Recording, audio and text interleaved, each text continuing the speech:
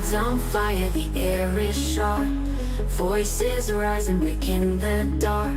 Hearts thump faster like a drum. The night's alive, here it comes. We got the results, the dice is cast. Feel the pull of the future past. Cheer or cry, the moment's here. History's loud, it's crystal clear. Lights are flashing, the screens are tall. Waves of hope crash through the hall. Win or lose, the story grows. Every step the nation shows. We got the results, the dice is cast. Feel the pull of the future past.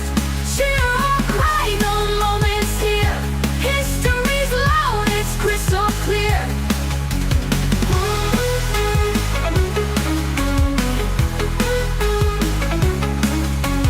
Lights are flashing, the screens are tall. Waves of hope crash through the hall. Win or lose, the story grows. Every step the nation shows. We got the results, the dice is cast. Feel the pull of a future past. Cheer or cry, the moment's here. History's loud, it's crystal clear. Let's go clear.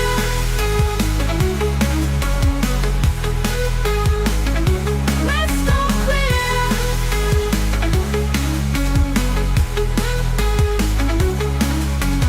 Some will sigh, some will shout. Voices tangled in the doubt. But through the noise, the truth will soar.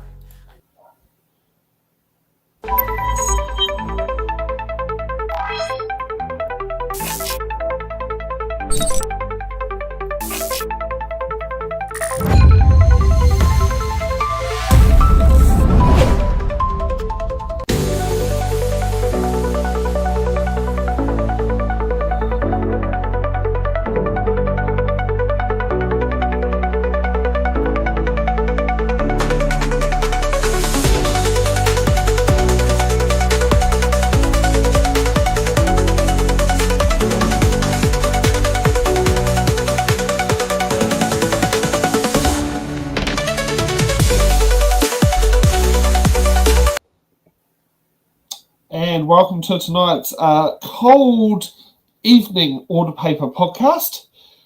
So, did you have ice on your windscreen this morning? No, I slept in.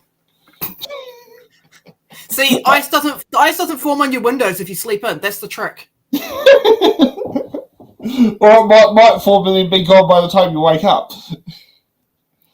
Yeah. Well, I mean, there's always that. Well- but I like the fact that if you sleep in, right, you don't see the frost. The frost is not there. Oh, that is such a good way of doing it. Yes, well, I've got to be honest. I think I was the only car out of the community this morning that didn't have ice on its windscreen because the engine was running, the heater was on. Nice. Yeah, even though I have to be honest, 6.5 hours is a very long time to sit there and do what is 2 paper runs.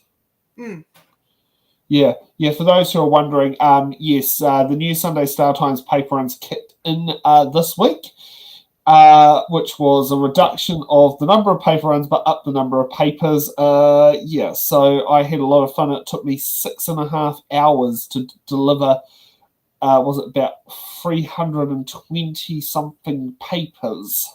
3. Oh, I know. There's too many. There's too much newspaper.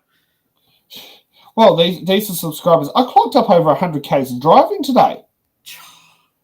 And I mean, and put it this way, I didn't even get, I only was in the 60222 and 6021 postcode. I didn't even get, and the 6022. I didn't even get into the 6011, which is the CBD of Wellington. That's too much driving. That's too much. Too much. I know. It's probably, you probably do less driving when you drive from Ekatahuna to Marston and back. I do. Yeah, and I mean, that's not exactly 5 minutes down the road. No. Yeah. Now, for those who are wondering, it was such a dull week at Parliament this recess week. There was only one open select committee hearings, and it was on the Medicines Amendment Bill. And as usual with the Health Select Committee, they don't put the names of the submitters in the Vimeo clips. So we don't even know who's going to be saying these things. It's going to be a very interesting show.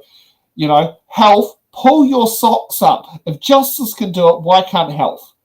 Yeah, I mean, I hope it's going to be spicy. Who knows? Who knows? I mean, it is the Medicines Amendment Bill, so who knows what sort of things could end up being put on it. I mean, they did spend 2.5 hours on it. Mm. Yeah, so, you know, it's definitely will get on there. So let's kick it off with our... What do we call him? Bed leg? Yeah, no, that's his nickname. I was going to say an MP from the racist part of the country of Tauranga. I just call him Bed leg. That can be. That's his name. That's his name now. Bed leg. Yes. Oh, let's see what Mr. Uffendale can start off with.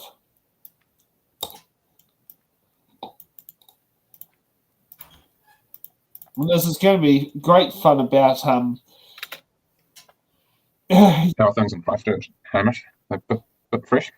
Very fresh. Very fresh. Quite. Have you got snow? No. How about Tauranga?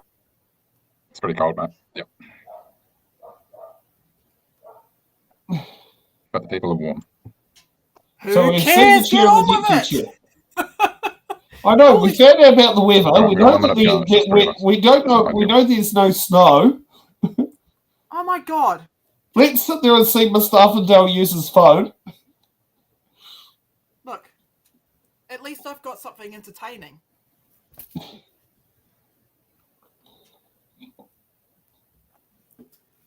You can listen to me play guitar badly.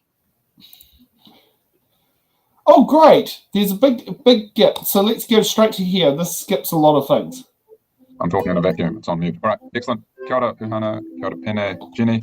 Good to have everyone here. We have Alvina Edwards ready for us. She is our first presenter, so she will join us now. That's not how it goes.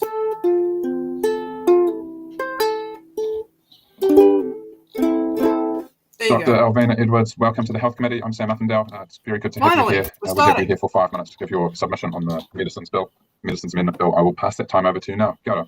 O tēnā koutou, Dr. Alvina Edwards Aho, not a medical doctor, by the way, nor Waikahakati Māmoe Kaitahu Mia Ngāti Pahuwera. I stand in strong opposition to this bill, the bill that presents itself as a tool for improving access, but in reality advances foreign pharmaceutical interests while sidelining Māori rights, health equity and Te Tiriti of Waitangi. Let's be honest, this bill doesn't just get Te Tiriti, it deliberately erases it. No shared governance, no obligation to consult hapu, iwi or Māori health leaders. It is legislative equivalent of saying we'll take it from here while pushing Māori to the margins again. The so-called verification pathway is equally alarming. What did you do? It's not innovative, Accidentally it's hit the negligent. right, It hit the outsources key our of regulatory change the responsibility and swearing. import The sharing into screen. Māori bodies, where the harm will land first and the hardest. When we come to the expanded prescriber powers, more prescriptions, fewer checks, and still no cultural safety requirements. No training in tikana, no understanding of whānau-centred models. So what we're doing is giving more tools to a system that already is failing Māori, but now with less oversight. And while the bill talks about modernising Medicines Classification Committee, there's no guaranteed Māori representation, no rongoa, no mātauranga Māori. It's modification in name only, all gloss, no substance. So this is what equity would look like. Real co-governance embedded at every level, mandatory kaupapa Māori, health training for prescribers, Māori-led evaluation of medicines, including rongoa, rejection of foreign verification loopholes, guaranteed Māori decision-making roles with equal authority. Let's be clear, this bill isn't about access, it's about control over who decides, who benefits and who gets ignored. And it's Māori, who are once again being asked to trust a system that has repetitively failed us. Te Tiriti o Waitangi is not optional, it's not a suggestion, it's a constitutional promise.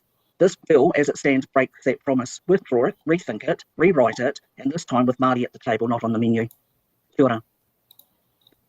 Kia ora. Thank you very much for your submission. We've got 2 minutes left. Are there any questions? There do not appear to be any. So, okay, can I just finish by saying yeah, thank you you very much. Thank you, Sam. Can I just say that whenever I've seen anything as a coalition agreement and David Seymour is leading it, I actually am very mistrusting because Māori are erased from this piece of legislation. We have to do better. Okay, thank you. Hi. Yeah, the auntie has spoken. I read through the regulatory impact statement before during the stream because homework is good. And no, there's no mention of consulting iwi or hapu in the regulatory standard bill. I did read the submission by the New Zealand Law Association, and they brought up one of their concerns, and one of their concerns was that fast-tracking medicine approvals based on overseas decisions, because that's what we're looking at here, right? There's 2 overseas agencies that can give the thumbs up. Now, I don't know about you guys, but I'm a bit worried about the FDA giving the thumbs up to medications, considering how much gutting has occurred and, you know, how much crazy is happening over there right now. But anyways, I think Seymour may have been banking on Kamala Harris winning the election, not Donald Trump. yeah, well, I mean, Because, I mean, you know, this bill wouldn't be a problem if Kamala Harris won to the same degree as it is with Trump winning. you've got to predict the worst possible outcome. You've got to have a plan B. If you don't have a plan B, you're fucked. But anyways, look, the fast tracking of medicine approvals based on overseas decisions could ignore New Zealand's unique health risks, especially to Māori and Pacific communities. Again, Māori were not consulted. So, you know, that seems to be a real issue with David Seymour. He just doesn't like talking to his whānau. You know, for communities who face higher rates of disease like diabetes, asthma, and mental health conditions. So, you know, considering how many drugs that Māori people tend to take, you know, you think it might be a good idea to consult them. Nah. Yep, so true, so true.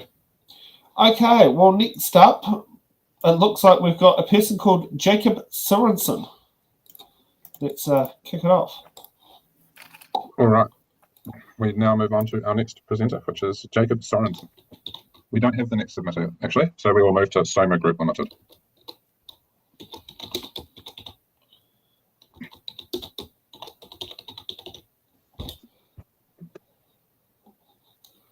And now we'll just wait for Soma them to Group join Limited, in. we have Greg Marshall. Greg is joining us at the moment. We'll just wait for that to come through.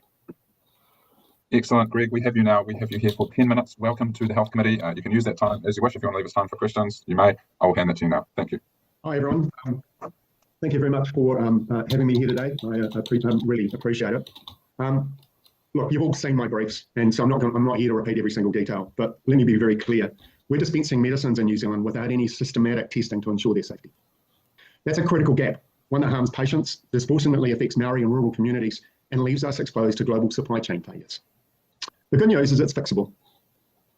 Today, I'm going to outline 3 practical amendments to this bill that will deliver safe, faster, and more equitable access to medicines, while also laying the foundation for a resilient domestic supply chain. Over the next 10 minutes, we're going to walk through the crisis in our medicine systems, the real-world harm it causes, the key flaws in this bill as drafted, and 3 targeted amendments. First up is a rule of 2 pathway for faster evidence-based approvals. Number 2 is a national batch testing and surveillance system to protect patients and enable local manufacturing. And emergency access reforms to save lives and support frontline clinicians. We've got a hidden crisis. We just don't test our medicines. New Zealand has no active medicine quality surveillance. We don't know if a medicine's real or fake. Is the dose correct? Is it contaminated? Has it degraded in transport? The reality is, if a medicine is fake, contaminated, or the wrong strength, we only discover this after patients are harmed and they tell their doctor. We're dispensing medicines and using medicines blindly. This affects every patient every day. The harms happening right now, I mean, the delays and poor quality are costing lives. You've been presented evidence around monkeypox, the way the vaccine was delayed. The Drug Foundation is drawing your attention to the 160 overdose deaths we have every year because naloxone hasn't been able to be put through the system. Our cancer treatments are a fraction of our peer group. If we use Germany as the gold standard and say they have 100% of our cancer medicines, we're sitting at about 35% of Germany. Our peer group, which is Australia, the UK and Canada, they sit at around 80% of German approvals. We're at 35%. We are so far out of the game, it's embarrassing. So as we turn to this the bill in front of you, it has false promises and it has no safety infrastructure. The first flaw is automatic approval isn't automatic. The 30-day clock pauses things indefinitely. There's no emergency pathway for medicines like naloxone. We have stricter than Australia manufacturing GMP for no safety benefit, and we still have no medicine quality testing plan. These are just barriers to trying to bring the intent of this bill to life. So what do we need to do? We need real automatic approval, fast track, a real rule of 2 that can't be paused, can't be timed out by MedSafe. We need emergency use approval for products that are needed by emergency responders, and we need to do that with a safety net. We need to have a 24-month close active surveillance with batch testing of all these medicines, so we aligned with emergency stop powers, so we can stop harm once we discover it through the batch testing. This would deliver on the Coalition's actual promise at automatic approval based on global science. Solution number 2, we need to build a medicines surveillance system. We need batch testing for medicines used at scale. We need real-time contamination alerts. We need active surveillance, beyond hoping doctors notice problems. We literally need people walking around, picking stuff off shelves, taking it in and getting it tested. The TGA do it, everyone else, our peer group does it. We need to have effective testing. The implementation for this isn't hard. It's all here already. We can use existing laboratory infrastructure. There's enough high quality labs in New Zealand. We can fund through a very, very modest levy, and we can integrate that with the MedSafe systems. And we end up not dispensing medicines we'd never trusted. I mean, the lack of testing infrastructure is an infrastructure gap that affects every patient and is a good 40 years overdue. Section 29 obviously needs some work both to expand the prescribers and remove the named patient barriers and particularly expand prescriber access. But it needs mandatory quality testing for products at scale use. We want everything. We're in a situation when FOMAC is funding medicines at scale and we don't know what they are. We don't test it. We don't test. We just take it on as written by someone else somewhere else in the world. This is to change these things and give people like St John access to alternative medicines. I think you might remember that they referred to that they were down to their last piece of supply of ketamine, which they need to use. And they, whilst they have an alternative, they can't access it. They can't use it legally. So where we are, you guys have got a choice here. You can either pretty much go with the status quo by using the bill as drafted, albeit with a slight expansion of prescribers. So basically we continue the current system. We dispense medicines we never test. We have a broken promise on automatic approval. We have 160 preventable overdose deaths annually. And Maori inequality will be perpetuated.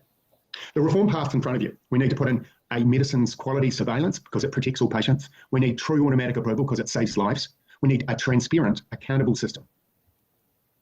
This choice is stark and really urgent. So I think the evidence is clear. Sorry, as I flip through this. So I believe it's time for you guys to act.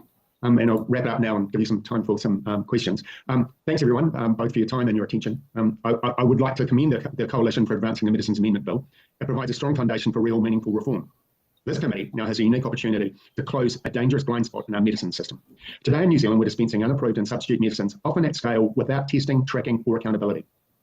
That's not safe, it's not transparent, and it's not sustainable. It harms patients, disproportionately affects Maori rural communities, and leaves us dangerously exposed to global supply chain failures. The 3 amendments are proposed are practical, affordable, and directly aligned with government goals. They deliver on the promised rule of 2, enabling fast access to safe and trusted medicines. They ensure every medicine, local or imported, is subject to independent batch testing, which lays the foundation for a resilient domestic therapeutic sector and importantly, any future regulatory framework. And they provide equitable emergency access, saving lives in rural, Maori, and underserved communities. These reforms will save lives. They'll restore confidence, and they'll leave our health system stronger than when we found it. Thank you. Any questions? No, thank you very much, Greg. We've got about a minute for questions. Are there any there? No. Greg, thank you very much for your thorough submission. It's greatly appreciated. Well, that's pretty concerning of the Select Committee not having questions. It is. I mean, you think Todd Stevenson would be there, considering his who's he associated with? AFT Pharmaceuticals? You think he would have been in the room answering questions? I don't know. I mean, he is not on the Health Select Committee, but it doesn't state that ACT can't sub someone out. Is the other thing is that's shocking. Todd should be in the room. Yeah, Todd would have been the perfect person in that room for this meeting. Now I'll just go and have a look at who is. Just wait for it to load. Who is the ACT person on the Health Select Committee? Because I'm pretty sure Cameron Luxton is the official ACT person on the Select Committee, but it doesn't state that they could have subbed him out for Todd Stevenson, who would have absolutely been brilliant in it. What is Cameron's expertise in pharmaceuticals? I don't know. It's a Select Committee that he's been put on. Well, actually, I mean, if we sit there and look at it, I think he might actually be on. Well, knowing government MPs, they're on usually at least 2, and we know with Todd he's on like 4. Yeah, I don't know. Yeah, see, Cameron's was on the Health and the Transport Select Committee. Yeah, no, Todd should be in that room. but yes, I mean, looking over what MedSafe does, right? The submitter is correct to point out that MedSafe does not check every medication, and that's because MedSafe relies on clinical studies performed by the pharmaceutical company. Yes. That's how they test whether something is safe or not. And yeah, that could be a potential issue. What he's pointing out, that could be a potential issue if we're importing drugs from elsewhere, especially if they've been approved by other agencies that may have looser requirements than we do. So yeah. So he is correct to bring up that concern, because that seems to be a concern that's echoed throughout a number of different submissions that I've read through. I think I remember reading the Law Association's one bringing up the point about America being a potential issue. Well, and considering the basket case they're becoming now. Yeah, I mean, their credibility has gone down the toilet as far as pharmaceuticals are concerned. Yeah. I mean, I'm not sure about pharmaceuticals, but what do you call it? They have a thing called chlorinated chicken. I don't even want to go there about the. I mean, but it's something that just doesn't sound quite right.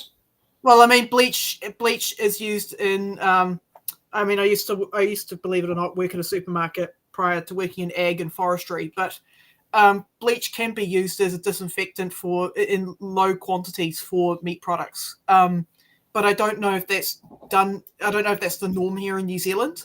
I do know that in America. And is it for cleaning? Cleaning afterwards? Because if it's clean for afterwards, that's a different story than in the preparation process as well. Let me just check. Do bleach solution for meat? Do we use that? Bleach solution meat NZ. We normally use bleachers to clean floors. Yeah, I mean, yeah, it's not usually done to disinfect meat products, because cooking usually does that. So, I mean, yeah, it just I don't understand half of the shit America does. Yep, I think you and probably most of the world. I mean, all we know is they still use the metrics, the imperial system. But take it with a grain of salt. I am a vegan. I don't eat chicken. I grew up when I was a youngster. In my younger employment days, I worked as a what was the term called? As a person that assisted in running a fish department at Countdown. Yeah, I think I know what you mean. Yeah. Fish bar assistant. Yeah, basically I had to sell fish. Yeah. Well, it's part of the deli. Yeah, it's next door to it's part of butchery. It's next door to butchery. Yeah. Anyways. Okay, let's get on to the next submitter. I want to make sure everyone he still hasn't finished. Aware how incredibly easy and low cost putting in batch testing is. We could set up all the labs are already set up with secure digital feeds. We could take the data straight from the labs almost instantly and take it through into a central database. This could happen in weeks and cost tens of thousands of dollars. It seems a small price to ensure that New Zealanders are kept safe. I look forward to you guys' consideration and moving forward. Thank you. Thank you very much, Greg, for outlining that. Thank you. Got it. Okay. Do we have Jacob back? No, we don't. We don't. Okay. We'll move on to next. So I can see she's already there. Sorry. Faye Sowerby from the Breast Cancer Aotearoa Coalition. Faye, welcome to the Health Committee. Where is she? I saw her before. Yes, I'm here. Oh, you are. You're right there. Faye, great to see you here. Okay. Tēnā koutou. My name is Faye Sowerby. I'm Secretary of Breast Cancer Aotearoa Coalition, a patient-based incorporated society and registered charity. We aim to make best practice detection, treatment and care accessible to all affected by breast cancer in New Zealand.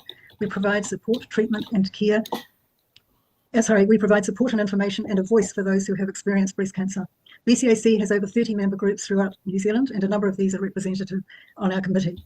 We support the intent of the Medicines Amendment Bill, which aims to improve access to medicines in New Zealand by enabling MedSafe to approve medicines already approved in 2 recognised international jurisdictions through a streamlined verification pathway. To assist the committee to better understand the benefit and implications of this proposed change, we provided the committee an opportunity to evaluate the proposed amendment against a solid tumour landscape being breast cancer. Our evaluation has shown that 13 breast cancer medicines on breast cancer regimens are registered in 2 other jurisdictions.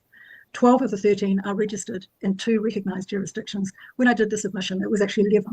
But inavolisib, which has an active MedSafe application and is the only one that does, is now registered in the US and Europe. Previously, it was registered in the US and China.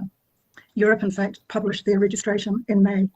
We have also queried if there are instances where a stakeholder other than a pharmaceutical company may trigger registration.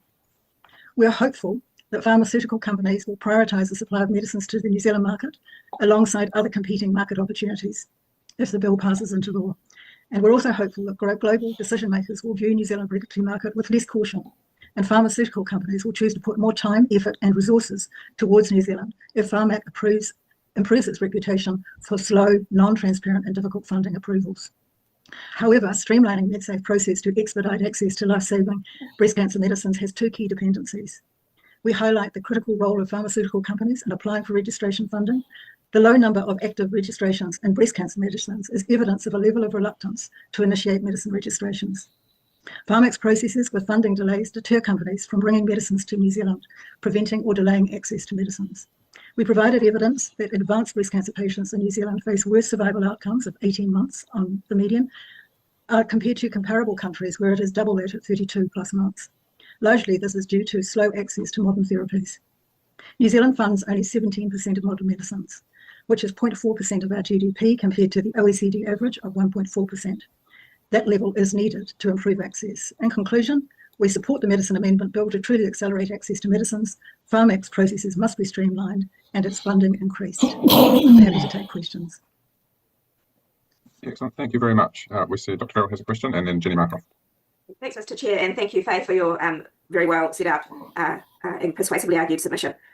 I wanted to take you up on your proposal in your submission that where access has been granted by two recognised jurisdictions, other stakeholders should be able to initiate the registration. And we've heard about that from some of the pharmaceutical firm representatives, and their concern that that will mean that they are not sponsoring their medicine when it is being used in New Zealand, and there could be instances of parallel importing occurring, which of course would damage their interests. So can you tell me how you weigh up that issue and why you support the ability for stakeholders to do it? I won't name a medicine, but there is a medicine which is sitting unregistered for breast cancer. It's currently registered for two other solid tumours. I think the first of those was back in 2012. It's not a new medicine. In breast cancer, we're very, very keen that in fact it be registered and it be funded, but we continue to wait for registration, and without registration, it's not considered for funding. So for funding of medicines in New Zealand, both Breast Special Interest Group and Breast Cancer Aotearoa Coalition jointly seek applications for funding of medicines, and there are instances which are not the ones you are describing earlier, I think, where in fact there would be opportunity to access a medicine which is already being used in New Zealand and being supplied in New Zealand. Excellent. Another instance possibly that I could use, and I will name the medicine here, is Enhertu or TDXD. We have subgroups of that medicine, so it's not just for a particular subtype, there are now subgroups, and they are HER2 positive, HER2 low, and HER2 ultra low. The pharmaceutical company was quick to register for HER2 positive. It subsequently followed up for HER2 low. We now have funding for HER2 positive. We're awaiting to find out whether in fact a recent CTAC meeting will agree to funding of HER2 low. However, there is also HER2 ultra low. Each of these medicines has had to go through the same MedSafe process, which on average takes a year to 18 months. So we're looking at 4 years across those three subsets. And for a medicine like that, which is a breakthrough medicine, it doesn't seem efficient. There are other examples. I think I used the example of olaparib, which is targeted or indicated for BRCA1 and 2. There are other germline factors such as PALB2 and also somatic, where in fact you would have to go through again exactly the same process, and those would be the instances I could see. And pharma companies certainly don't apply for every medicine to Pharmac, and we see similar situation with MedSafe. Thank you. Jenny. Thank you, Faye. Really good submission. Appreciate it. Once the Pharmac processes speed it up and there's that more direct pathway, how much is the funding part of the equation that you referred to sort of in your closing remarks, part of the problem of getting these medicines out to patients? As I've said, it is a critical dependency. There are two sides to it. One is the processes, because the capability and capacity within Pharmac, we understand, is not enough to look at any solid tumour type other than 2 medicines every year. And if you look at the backlog of medicines and you look at the cascade of medicines coming towards us, there is a desperate need to actually do what we're doing here and simplify the processes within Pharmac to speed that up. And yes, in addition, funding. But I would like to put focus in the first instance on reforming the processes while people consider and take time to really think about funding and the difference that that would make in New Zealand. Thank you. Thank you. Are there any further questions? Dr. Verrill. I just want to confirm your answer to me earlier, because it was, I think, very helpful for the committee. And if I just try to summarise it in as straightforward a way as I can, there are medicines in New Zealand that are registered for some indications but not others, because they are funded for some indications and not others, and allowing automatic verification of the medicine for those other indications where it's approved from that overseas would help get the medicine approved, but without running into the problems of parallel importing and not having a sponsor that the pharmaceutical industry raised. Thank you very much. Thank you. Thank you very much. Thank you, Faye. Thank you for the opportunity. It's an excellent submission. Thank you. I mean, At yeah. least there's questions. Yeah, I mean, excellent submission. It depends on who you are. I mean, that won't be excellent for David Seymour, because she brought up some very valid points that were highlighted in the regulatory impact statement, because I was looking at through the feedback from the pharmaceutical industry. And one of the reasons why pharmaceutical companies are slow to launch medications in New Zealand is the long length of time anticipated for medicines to become publicly funded. Now, that's a problem, because I was looking through Vote Health. It's not some Vote Health, by the way, is not some lobby group. It's the main source of funding for New Zealand's health system. Oh, everyone's vote something now for funding. Yeah, vote something for funding. Vote for funding. But unfortunately, NACT has not voted for funding. Craig Rennie, by the way, everyone's favourite economist from Ireland, absolutely correct about the amount. Is he from Ireland? Pretty sure he is. He's got an Irish accent. Northern Ireland or mainland Ireland? I mean, I guess one is thicker than the other, but because I've got to sit there and say the way he talks about things, he makes out that he grew up in under Margaret Thatcher's UK. Well, he did. Northern Ireland's part of the UK. Oh yeah, that's true. Yes, that is true. Yeah. But anyway, Craig is absolutely correct about the amount of funding that is required to keep our health sector afloat and to keep it fit for purpose. And when you've got the private sector coming in with all these drugs, it's going to increase the cost that's going to be required to fund those medications, which could potentially, depending on how the budget works out, and I will admit, I haven't gone through all of National's budget, but National has underfunded the health sector. So what that tells me from a glance is that a lot of those costs are going to be put on the consumer. So they're going to have to pay private market costs to get the medications they need. And if you've got, and this is the problem, the biggest problem I have with this bill, is that this bill looks like a workaround to get around public funding of medications that are needed, just based on my reading of it. And I do recommend people to read through Vote Health, because Vote Health recommended allocating $2.5 billion in increased spending. And National put forward $1.37 billion. So they've underfunded what is required by the health sector. So yes, I don't know if you watched Craig Rennie's podcast where you gave the speech at the... I don't watch it religiously. It's not like BHN or like the Order Paper podcast or was it Paul's show? But yes, I do watch it sometimes. His latest episode with Barbara Edmonds is very good. Unfortunately, we can't see the slides. I would have loved to have seen the slides, but that's why I put in the chat the link to the Vote Health report, so you can read through that for yourself. But yes. So did they? So was this filmed? But were they trying to film a projector? Yeah, they were trying to film a projector. Oh. Yes, I've had a lot of fun with that happening when people ask me to live streaming events. And I say, can I please have a feed off the projector? No, the cameras will be fine. No, it won't work. And what I'll do is literally put in a scene which would put the projector and put the speaker on what they're talking about, and then put the projector on a second screen, so those at home would be able to see it clear as crystal clear.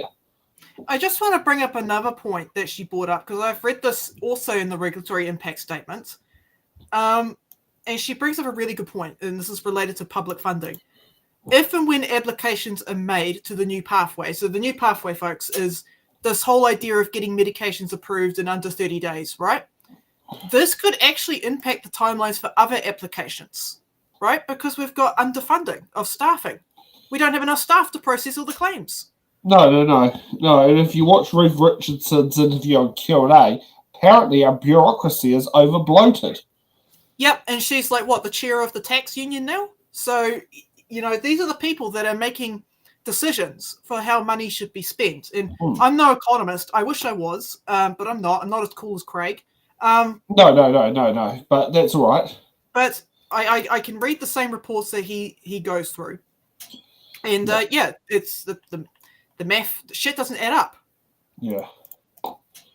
Okay. Next up, it looks like it's the Law Association. Yes. Right. We have a slight buffer here, but Clark, do we have the Law Association of New Zealand? Or yes, we do. They're ready to go. We're ready to go. Fantastic. Welcome to the Law Association. We have Kate Mackay joining us here. Welcome, Kate. We've got you for 10 minutes. You can use that time as you wish, or save us some time for questions at the end. I'll hand that to you now. Thank you. Okay, thank you so much. Yes, as you said, my name is Kate Mackay, and I'm speaking today on behalf of the Law Association's Mental Health and Disability Law Committee. The Law Association is an independent membership organisation for the New Zealand legal profession, and we are one of the many expert law committees here. Our work, we liaise closely with a range of stakeholders in the field, and our work involves promoting disability awareness and pursuing law and policy reform for a range of initiatives, just like this submission today, which I'll be speaking to. So as you would have read in our submission, we broadly support the bill and its aim to promote access to medication in New Zealand, but we have several key concerns that we've outlined in our submissions, and I will go over today. We think the bill has some good ideas and it's a great start, but there are several key improvements that can be made to it to make it all the better, and especially will help these key issues that we hope our submissions will address will help, in particular, the people with mental health conditions and disabilities. So firstly, I'll speak to the Clause 7 of the bill, which inserts the new Section 22C about the Director General's health assessment. Director General of Health, their assessment of New Zealand-specific health risks. So we think it's great that medicines can hopefully make their way to patients faster in New Zealand, but we want to make sure that particular New Zealand-specific concerns aren't overlooked. This is particularly so because the list of countries that the bill will look to in fast-tracking medicine approval, they don't have the same demographic makeup as New Zealand. This includes our large Māori and Pacific populations, and we know that these populations are more at risk for mental health conditions and disabilities. So we want to make sure that they're given adequate consideration in this fast-track new verification pathway, and we think that the bill should be strengthened in that aspect, such as having robust criteria to make sure that they are not overlooked in this approval process. Next, I'll speak to the public funding aspect. We think it's great, again, that medicines can make their way faster into New Zealand and into the hands of patients, but we want to make sure that they are affordable and accessible, and that it's not simply a matter of getting the medicines faster into New Zealand, but making sure that they arrive in an affordable way and an equitable way, so that we're not creating a system of haves and have-nots with this bill, that you can only access these more faster approved medications if you can afford it. So we want to make sure that the bill clearly outlines a process for if Pharmac will be matching the speed to see if they will receive public funding, and the same with unapproved medicines and the new provision for nurse practitioners to prescribe these. And this is particularly so because we know that those with mental health conditions and disabilities are more likely to be of a lower socioeconomic status. Okay, we also want to touch on the recognised regulatory authorities. So they are outlined in the new Clause 7 inserting Section 22A. It's great, these are approved countries look great, but we want to make sure that in the bill it clearly outlines a process for approving new countries, recognised regulatory authorities, and removing them if necessary. A key example of this is the US. They are listed as a recognised regulatory authority, and currently their policies on people with disabilities in their healthcare sector is not great, is currently not aligning with New Zealand policy, or what we would consider our values for fair, equitable access to healthcare. For example, the White House has released a press statement looking into the prevalence of the threat posed by prescribing common mental health medications, such as SSRI antidepressants, antipsychotics, and mood stabilizers. The Health Secretary, Robert F. Kennedy, has also made several derogatory comments about autistic people and several concerning comments about ADHD stimulant medication. So while this hasn't quite affected global policy yet, thankfully, we want to make sure that it doesn't get to that point, and we want to make sure that New Zealand is protected through this bill from any global changes in their take on medications. I'll now talk about expanded prescribing rights. So the bill now allows for pharmacists and other non-medical prescribers to prescribe swaps of medications in instances of stock shortages. We think this is great, but we want to make sure that patients are still getting the same quality of care that they would from their normal GP or medical provider. We know that pharmacists are currently swamped, under-resourced, and we want to make sure that patients have the same quality and depth of care from a pharmacist Another example of this has been a recent study out of Otago about the issues that refugees face in New Zealand. We know that they are more likely to have mental health conditions and disabilities, and they can have communication issues with pharmacists, and there are interpreter services available in GPs, but not at pharmacists. So we want to make sure that patients are still getting the same quality of care and depth of care with this new amendment. Finally, before I go to questions, we also just want to submit on the fact that this bill doesn't address a range of barriers faced by especially people with mental health conditions and disabilities that prevent them from accessing medications.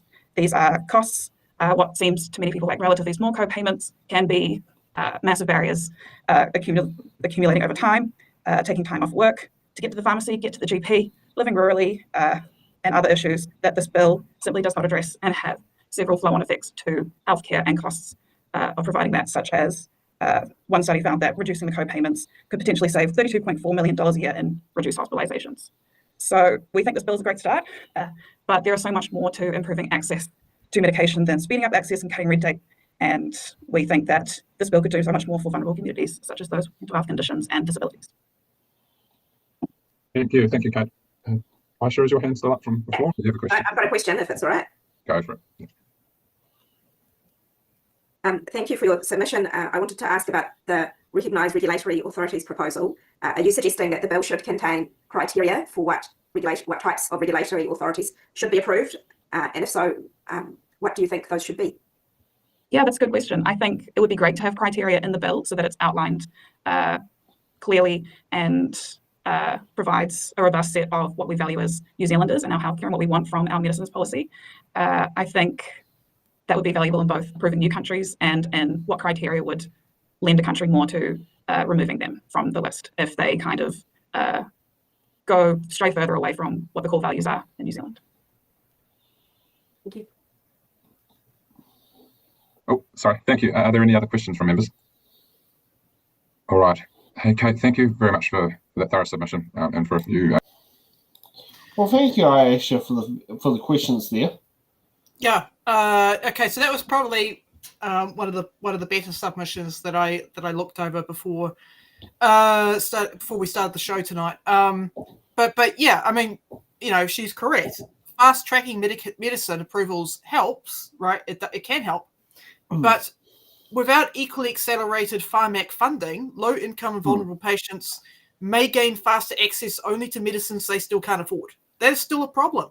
And it's a real big problem when you've underfunded the health sector in this country. Because how are those people that are in those vulnerable population groups going to get access to the meds that they need? Yeah, exactly. That's a question that's yet to be answered, and the bill doesn't answer it. And just for those who are watching on the screen there, you might notice suspended MP Debbie Naruapeka not on the Health Select Committee. I think we know why. Yep. But again, this is why I keep asking, where's Todd Stevenson? Look, I'm not a Todd Stevenson stan. I'm not a fan of his, but I mean, and I think he's got some. He's one of the better MPs. I think he's got some very strong conflicts of interests, having gone over his past in the pharmaceutical sector. But at least he could ask questions. Yeah. So we could get more context. Yeah. Yes. Okay, let's get up to whoever's next. Clear points there that we can take away and consider further. I do appreciate it. Thank you for your time. Thank you. Okay. Next up, we have Merck, Sharp, and Dome. Excellent. Welcome to the Health Committee, everybody. I'm Sam Uffendale. We've got members there in front of us. You'll see on your screen. We have you for 10 minutes. If you want to save us time for questions, you may, but I'll hand that time to you now. Thank you.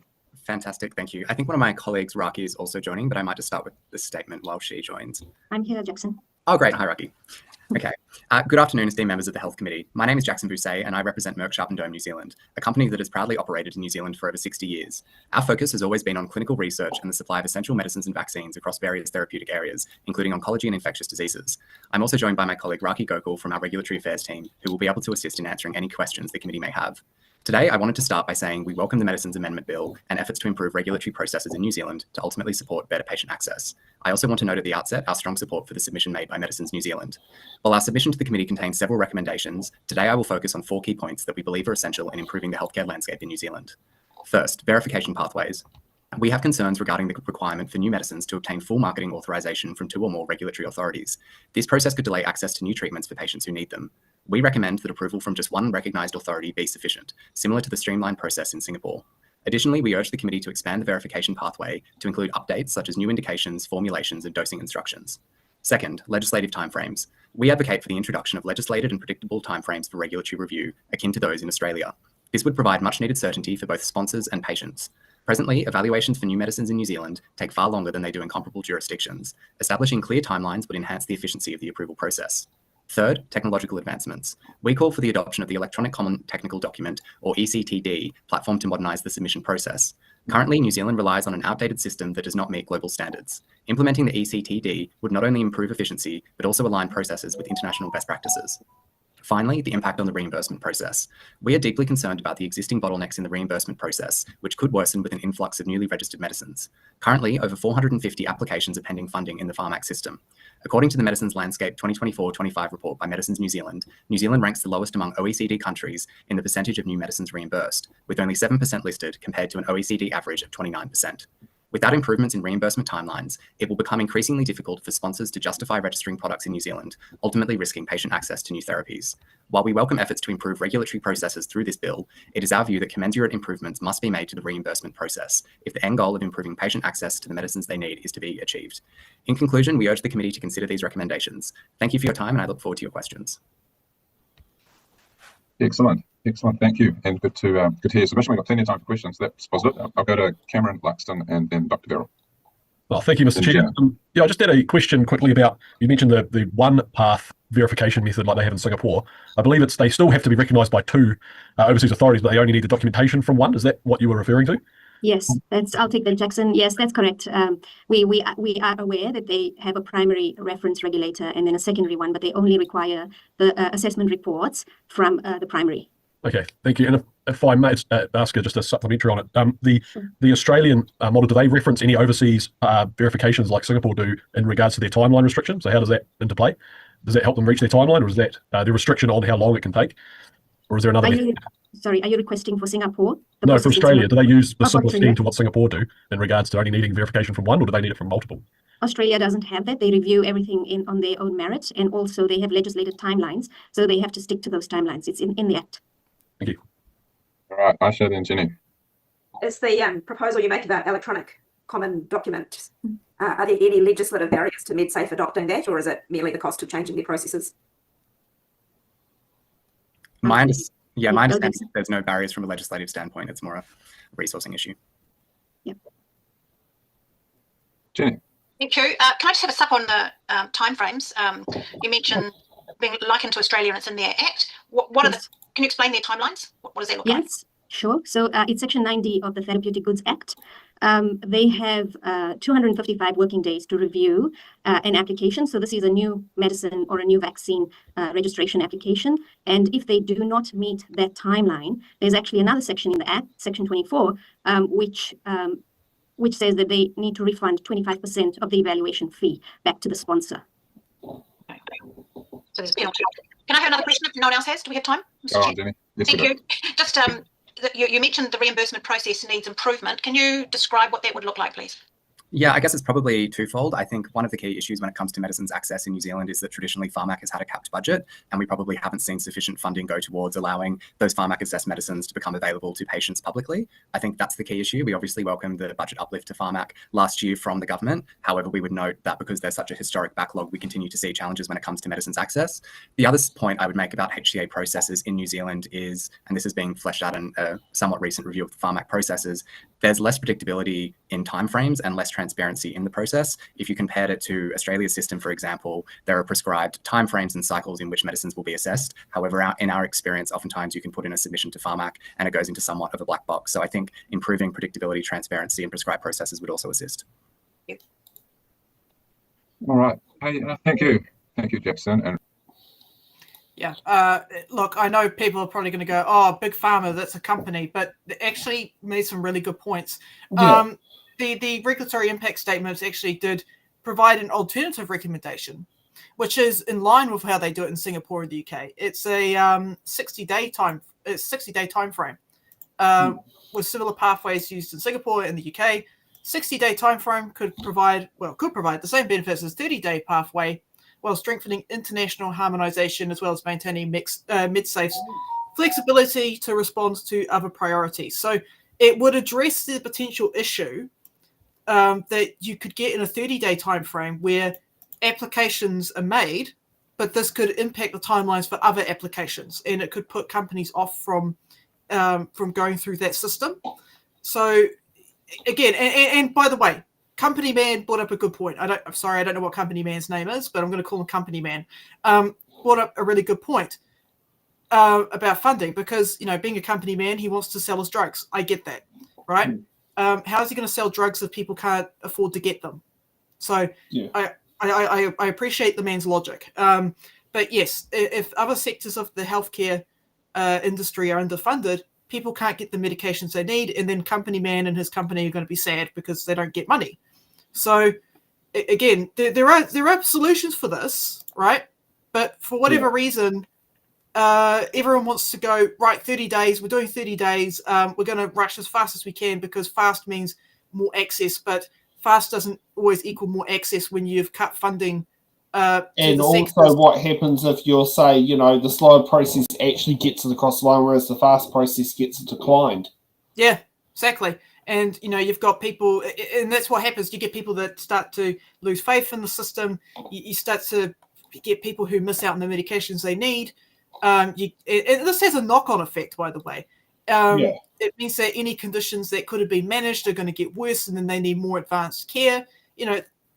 It's like there are a lot of knock-on effects with people not getting the medications they need. Exactly. Yeah. Especially, it's. Well, I mean, I know you've gone through that recently. Yes, I have. With methylphenidate. Yes.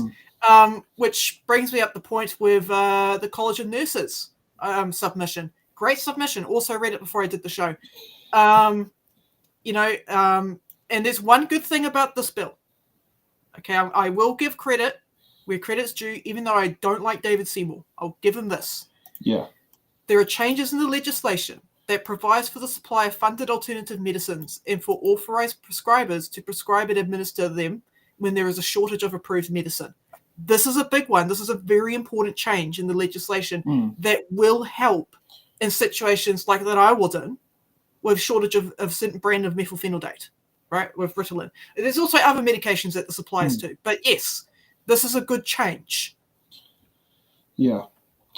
Okay, let's see who's up next. Raki, for your presentation today and for joining the committee. We greatly appreciate it. Thank you very much for your time. Thank you. Bye-bye. All right, we now move on. Are we in a position to move on, Julian, or are we better to wait? Yes. We have the Cancer Society of New Zealand. Yes, fantastic. Okay, so that's Dr. Kate Gregory and Rachel Newman joining us. We have them online. Welcome to you both. I'm Sam Uffendale, Chair of the Health Committee.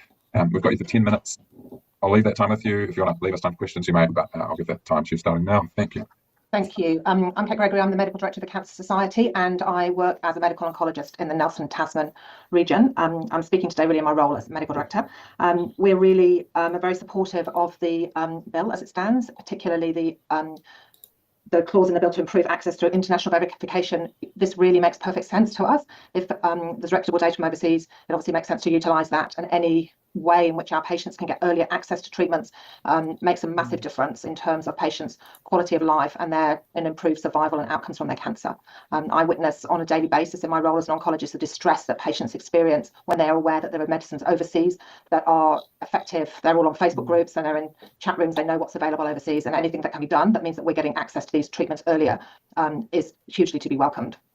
In terms of the other thing, it's not just getting the medicines approved, it's getting them funded, and that's another thing. And I know that that's another step along the way. We've had a huge amount of new cancer medicines funded recently, but things are changing all the time, and we still lag behind in what would be considered international standard of care in many tumour types in this country, even with that recent influx of new drugs. So that's the other aspect, I guess, that needs to be considered. But we do consider that using international data is a really positive step forward. Did you wish to ask me a question now? No. You can keep going, and then I can keep going. Okay, I'll keep going. In terms of the the other part of the bill in looking at increased flexibility for prescribing, I think we would also welcome that. I think that we see increasingly, I see it in my day-to-day work, that patients struggle to have access to their GPs, particularly in certain areas that where I look after patients, certainly in rural areas. And I think making this prescribing more flexible will be really beneficial for patients. It will mean that they get the changes in the medicines they need quickly. And it's, be very helpful for continuity of care. I get a lot of calls from patients who can't get into see their GPs and needing scripts done. So if there's more availability for that locally, then that would be really to be welcomed. I think, though I do think there still needs to be increased investment in the oncology workforce. I know this is not just an oncology, I know a cancer bill, but we need to keep investing. We need to make sure that we're not just relying on other specialists to cover for the deficiencies in the workforce. So those are really the points that we wish to make. I'm really happy to answer any questions that anybody may have. Excellent. Thank you very much, Dr. Kate. Yes, we have Dr. Vera with a question with a hand up. Thanks very much, Mr. Chair. And if the committee will forgive me, I have two questions. I can see, and they relate to the two different ways this bill might help access approved medicines. The first is, because as you note, there's the funding decision is separate from the approval decision. The first is we might have more approved but not funded medicines. Can you please explain to me how that might improve? Do you think that'll improve the safety, if not the access, for patients? I mean, I think it will improve the safety. Unfortunately, you're right, it won't improve the access. And the problem with cancer medicines is that they're phenomenally expensive. So even if a medicine comes in and it's not approved, it's not like some other medications which possibly patients can afford, like $100 or $200 a month. With some of the new breast cancer drugs, we're talking about sort of $19,000 every 6 weeks, and not many patients can afford that.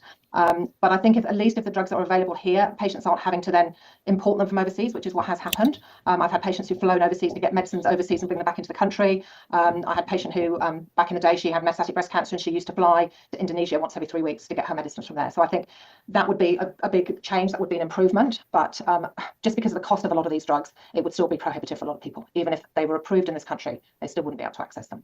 And thank you. And my second question is, there's a suggestion that the fact that it's easier to get through approval under this bill might mean that there's greater incentives for pharmaceutical companies to support their products to be approved by this pathway, even absent any change in the funding circumstances from PharmAC. Now, that to me seems unlikely, and I wondered what your honest assessment of how impactful this will be, for how much of an inducement the bill will be for a pharmaceutical firm to put up their medicine, even when there's no signal of change funding from PharmAC. Yeah, I think that's a really good question.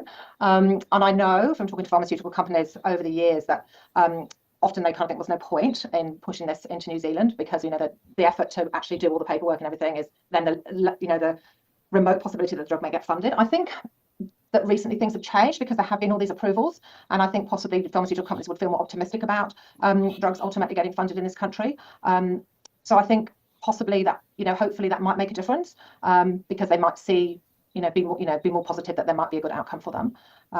So maybe I understand the question and I understand the point you're making, but I think possibly the environment has changed a bit. Thank you. I've gone on mute, back off mute. Hey, so, thank you. Are there any more questions from members? No, in lieu of that, Kate, Rachel, thank you very much for joining us and for.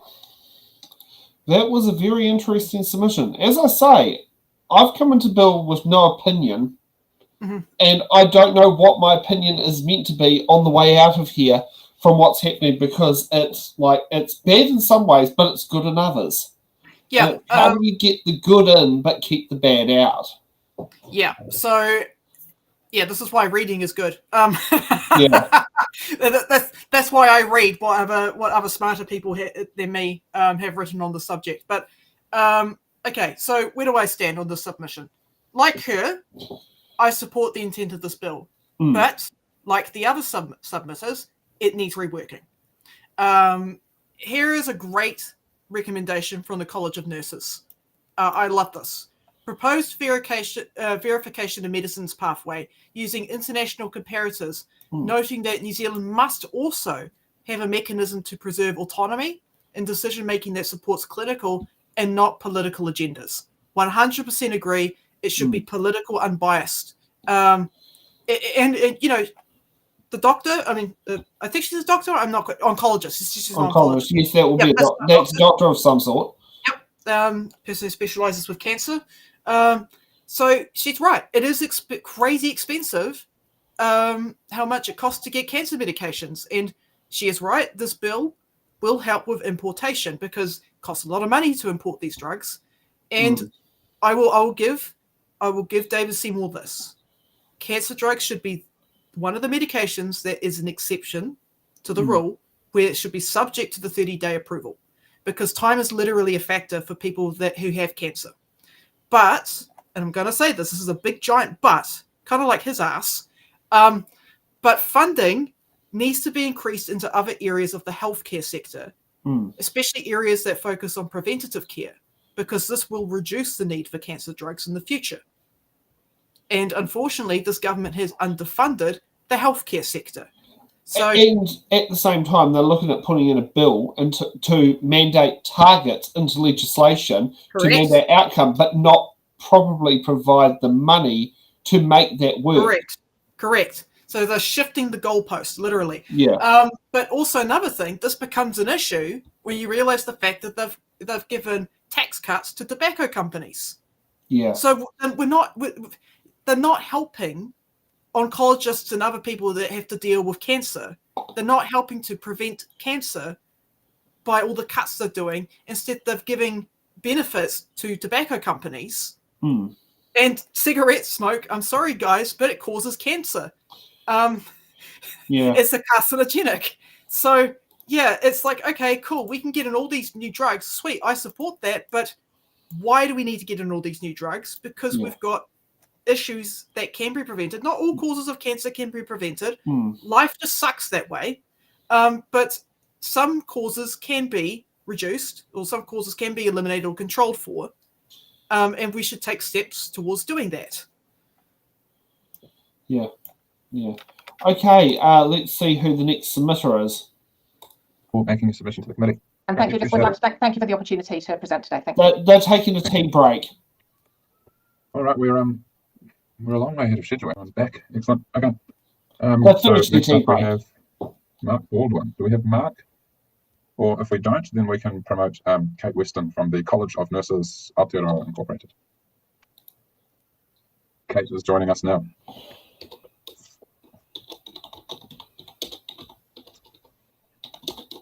Hello, Kate. Great to have you here. Welcome to the Health Committee. I'm Sam Uffendale. You see other members on the screen in front of you. We have you here for 10 minutes. You may use that or save us some time for questions if you wish, but I will hand that time to you now. Thank you. Well, thank you. Tēnā koutou katoa. Ko Kate Weston tōku ingoa, whare tohu tapu o Aotearoa, the College of Nurses Aotearoa, and I'm the Executive Director of the College of Nurses. Thank you for the opportunity to make the submission to this select committee today in response to the Medicines Amendment Bill. The College of Nurses Aotearoa is a professional association which is a leading voice for support, advancement and valuing of the nursing profession, representing our membership of registered nurses and a growing number of nurse practitioners. There are now over 900 nationally, and it is a group that is growing rapidly. Nurse Practitioners NPNZ is a division of the college representing nurse practitioners' professional and practice issues. Nurse practitioners matanga tāpui work autonomously and in collaborative teams with other health professionals to promote health, prevent disease and improve health outcomes. Nurse practitioners assess, diagnose and treat patients, including being authorised prescribers, working with patients across the age continuum and in all healthcare settings. Currently, responsible authorities under the Health Practitioners Competence Assurance Act determine standards of education, training and activities, including prescribing, that are covered within the scope of practice. The College affirms the importance of maintaining an independent regulatory system with strong clinical governance to ensure safe, competent practice in all clinical settings. Almost 50% of nurse practitioners work in primary care with complex patients, many living in rural and remote areas that have limited or no access to medical practitioners. Many of their patients are Māori.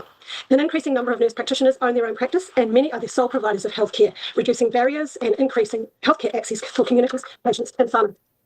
Definitions within the Medicines Act and associated legislation are outdated and no longer applicable for delivery of accessible and equitable healthcare in Aotearoa. Post the global pandemic and due to ongoing disruption to supply of some medicines, Section 29 has become a default mechanism to manage shortages and changes in supply. This has directly affected nurse practitioners' ability to prescribe common essential medicines to their patients.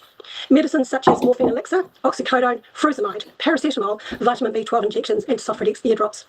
Section 29 is currently a significant barrier to nurse practitioners achieving good patient outcomes. Health resources in Aotearoa are too sparse to be squandered to comply with outdated legislation, worsening access for already vulnerable populations and adding needless pressure to our workforce, which creates inefficiency, expense and adds to burnout. There are two issues. One is replacement of products that do not have market authorisation in Aotearoa that are purchased by Pharmac due to supply chain issues with the authorised product. The second is the use of unauthorised products. This might include products that are new or experimental, but also products that have not completed market authorisation. The College recommends that the process for genuinely new and experimental medicines is separate and clearly defined to the process that will be put in place to manage differences or change of supply chain issues. This bill proposes a verification pathway to expedite the process for approval of medications. The College is supportive of this, expediting access to medicines by reducing the timeframe for approvals, utilising other countries' decisions on pharmaceuticals, and aligning processes and reporting standards with international best practice. However, we also suggest that there may be some risks where decisions about medicines availability can be affected by political rather than clinical decision making. There must be sufficient safeguards to ensure that Aotearoa maintains autonomy and independence in decision making about what products, what medicines will be made available to consumers in Aotearoa. Section 29 Amendment. The College is highly supportive of the proposed changes to the language in Section 29 that recognises nurse practitioner as well as medical practitioners, with the insertion of or nurse practitioner throughout the document. This change would remove significant barriers to timely, efficient access to medicines, particularly in primary health and aged care. The College strongly supports the proposed new Section 29A, which provides for the supply of funded alternative medicines for authorised prescribers to prescribe and administer them where there is a shortage of an approved medicine. In regard to the Medicines Control Committee, the College supports continuing to have strong representation from medical practitioners and pharmacists on the committee. We propose that in addition to continuing to have medical and pharmacology experts on the panel, that consideration is given to a nurse practitioner also being on the committee. We hold considerable concerns, though, about subsection 3A. If the single criterion for appointment is that the minister is satisfied that the person is suitably qualified, this may not provide sufficient protection to the public, and there may be risk of harm from misclassifying medicines. We seek clarification on the proposal for process of appointment to members to the committee. In summary, the College strongly supports the changes to insert nurse practitioner alongside medical practitioners in the updated legislation. The College of Nurses Aotearoa supports the changes to the legislation that provides for the supply of alternative funded medicines and for authorised prescribers to prescribe and administer them where there is a shortage of an approved medicine. We support the proposed verification of medicines pathway using international comparators, however noting that Aotearoa must also have a mechanism to preserve autonomy in decision making that supports clinical and not political agendas. We do not support the Minister having to be the only person who has total control over selecting the members of the Medicines Control Committee. And we note that having a nurse practitioner on the MCC may provide another useful perspective in decision making. Thank you for the opportunity for presenting to you today, and I'm really happy to take any questions that any of the members of the committee may wish to ask. Excellent. Thank you. Thank you very much, Kate, for your submission. Ashvira. Thanks for your submission. Kate, can you please describe for the committee from going to the from Polytech on, what is the degree on, what is the pathway to becoming a nurse practitioner? Certainly. So nurse practitioners must now hold a master's degree. So in the current process is a nurse practitioner must have practiced for a minimum of 4 years in a clinical specialty. So they hold quite an extensive range of already clinical experience on top of their registered nurse. So they must be a registered nurse. They then must go through a master's degree program, and that master's degree has considerable emphasis on pharmacology and pathophysiology. And the master's degree process is a minimum of 2 years study full-time. It takes longer than that quite often for some people. So from point of registration of a registered nurse is going to be at least 5 years before a nurse practitioner is able to go as a novice nurse practitioner and be supported into entry in the workplace. Thank you. Thank you very much. All right, I don't see any other hands. So, Kate, thank you. Well, that's interesting bringing about nurse practitioners, considering isn't your nurse practitioner Anika Tahuna basically the lifeblood of the medical part of Ika Tahuna? She is, and she worked as an emergency room nurse for a number of years before coming out here, and honestly, she is a godsend. I have a tremendous amount of respect for nurse practitioners, which is why I'm so annoyed by the fact that this coalition is underfunding nurses, right? Nurses deserve a pay rise. They deserve to be paid as much as any junior doctor. They need more. We need more nurses. Nurses need more funding. They need better access to resources.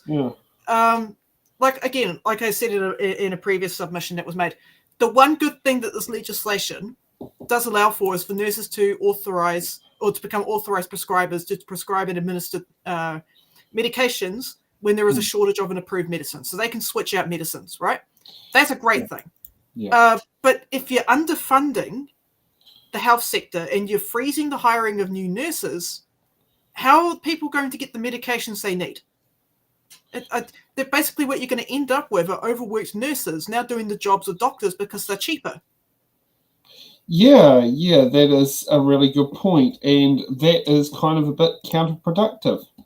Yeah, it is. It Like, basically, nurse practitioners are a great part that take the stress off general practitioners, but it needs to be a combination of multiple approaches.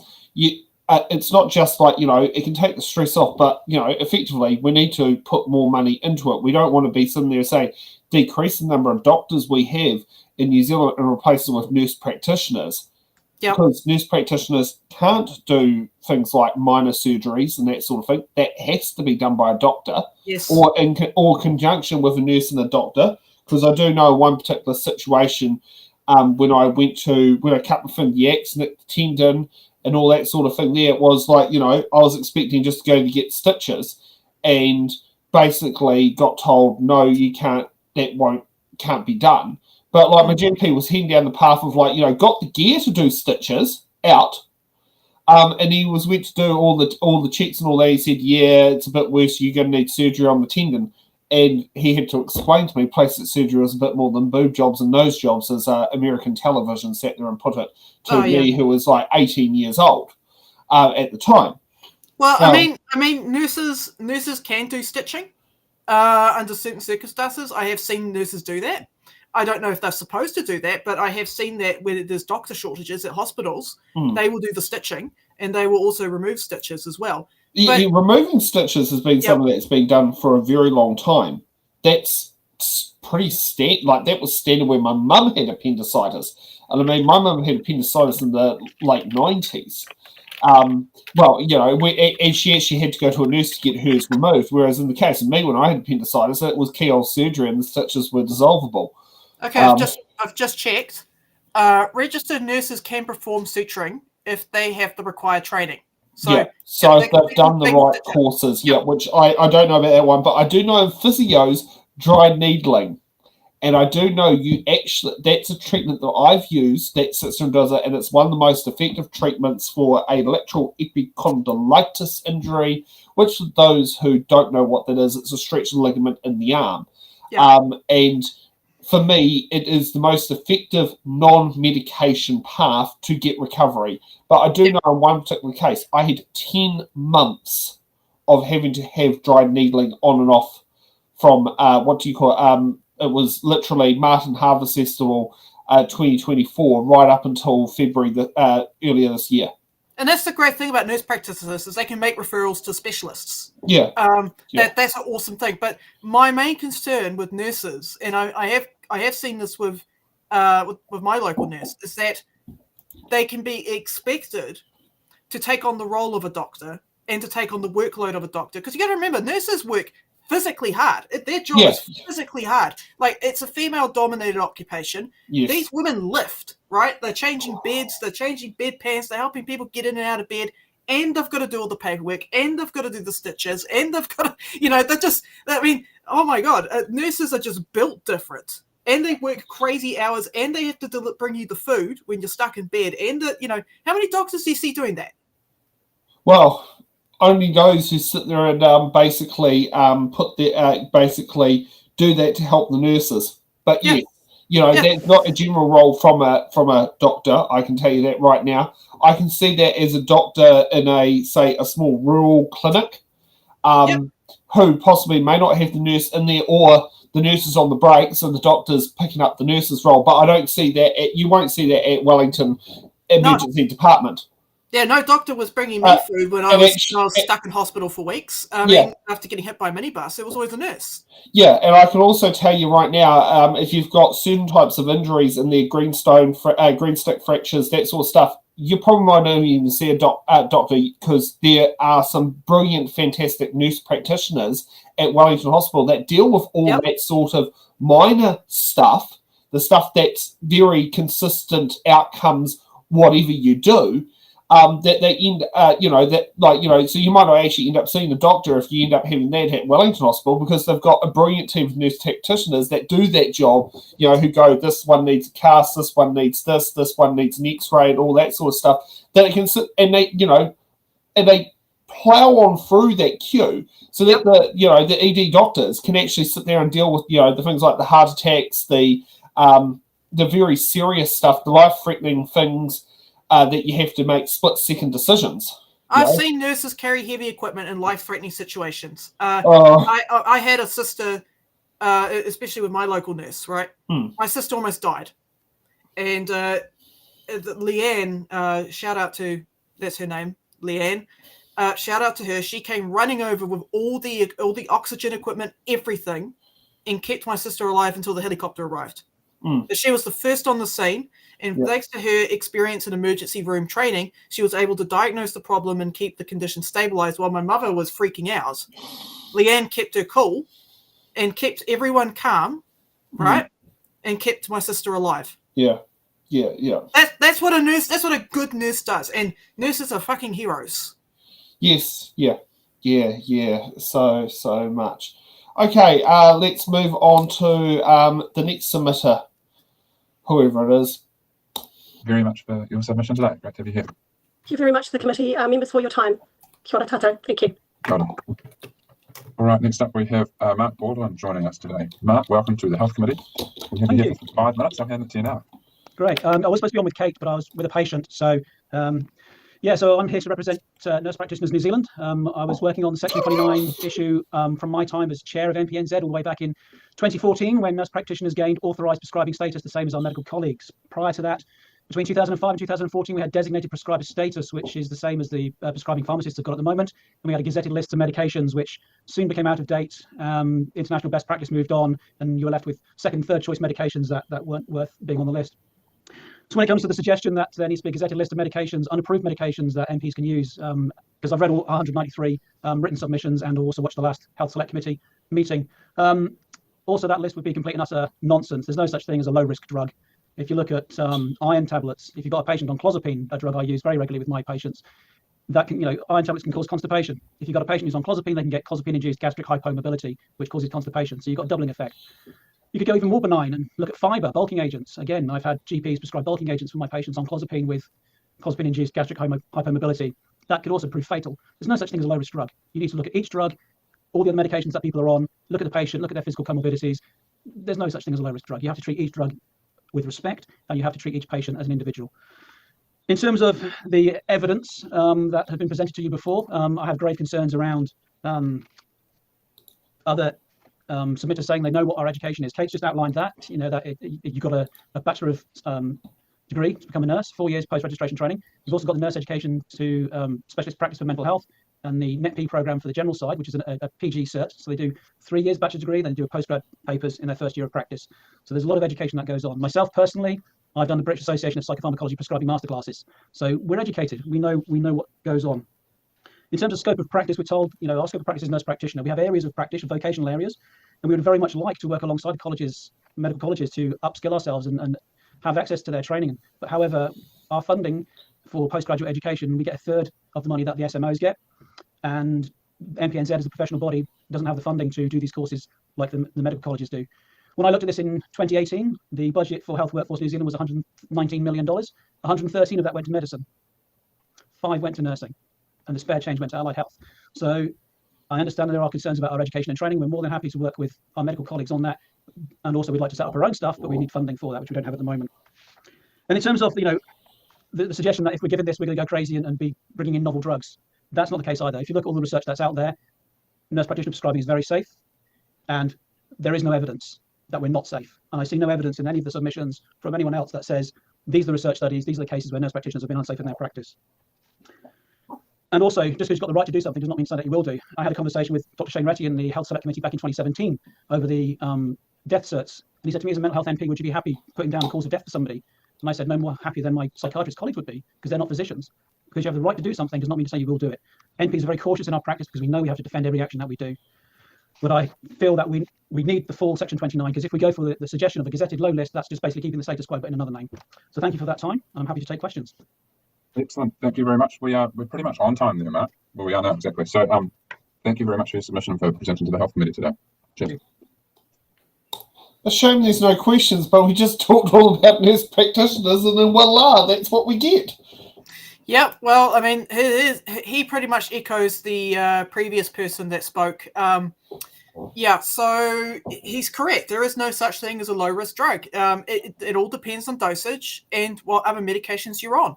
Medications can interact with each other and cause very bad outcomes for people. Even natural, natural medications, like St. John's wort and things like that, even they have other interactions with other drugs, right? If you take an SSRI and then you take St. John's wort, you can have a negative reaction. There's a reason why, quite often on the bottle of St. John's wort, do not take this if you're taking SSRI medications. Now, so yes, there is no such thing as a low-risk drug. It's like saying, oh, is water low risk? Well, it depends on the situation. If you're stuck in an ocean surrounded by sharks, the water is not low risk. I've got to admit, I actually had a situation this morning. And yes, for those at home, I'm sorry if I sit there and do this to you. So when I was doing the paper run, I took 2 2-litre bottles of water with me. And one of the cases, because I wasn't used to being up at that time of the morning, I mean, hey, it took me 6.5 hours to do a paper run. I used to do it, the 2 previous ones were done in 3.5 hours in total. And I did take water. Well, I can tell you, the water was a bit high risk when I had to pull over on the side of the road and sit there and spew up like I was a drunk. Jeez, yeah. Yeah, but the weird part was, it was all coming out was just water. So, and it was literally, basically, I couldn't sit there and drink for the rest of the paper run because I was too scared to spew up again because my body just wasn't used to having stuff in the stomach, but also it wasn't used to just having me soldier on as being up and up. Speaking of water, but I mean, drink water. Yeah. Well, I drink a lot of it. I mean, I've lost count. What do you call it? On a delivery day, it could be 2 litres of between 1 and 2 litres of water, and then probably what I shouldn't be doing. But at least it's not. At least I've restricted it down to working days only. Is the can of E. Yeah. So that's something that has been in there. But yes, this morning, I can mention a situation where water wasn't low risk. Yeah, that's right. and this is why it's so important to have that patient medical practitioner relationship, because each person is different. You're going to get people that have people. There is no one size fits all, right? And this is part of my concerns with underfunding the sector, is that we're going to get that one size fits all approach, and mistakes are going to be made because nurses are overworked, doctors are overworked. And you're going to get new people coming in who don't have the experience of the experienced doctors and nurses because they've gone to Australia. Yeah. Or they've and retired. actually, while on that same topic, I was on Friday with the GP and had my free monthly checkup. And I'm not sure if you may have heard, but there was a turf protest outside my GP's practice on the street. Oh, that's always fun. Oh, yes, yeah. It's just one of those things. They chose to sit there and protest there because that's where many of the members of Wellington's LGBTQ community go to actually receive treatments. And one of the things my GP was talking about was that there's this new medication out there that can that you take as an antibiotic post risky sex that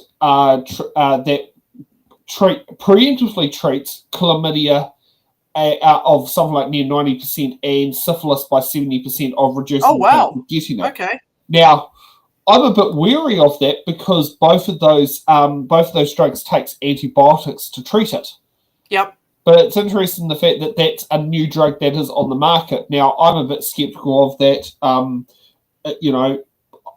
want to be a bit careful on the health on that because I need to make sure my health is in order because I can tell you right now, it's not the best. I mean, at least I know at this present point in time, I'd have to stop taking PrEP, but I could donate a kidney.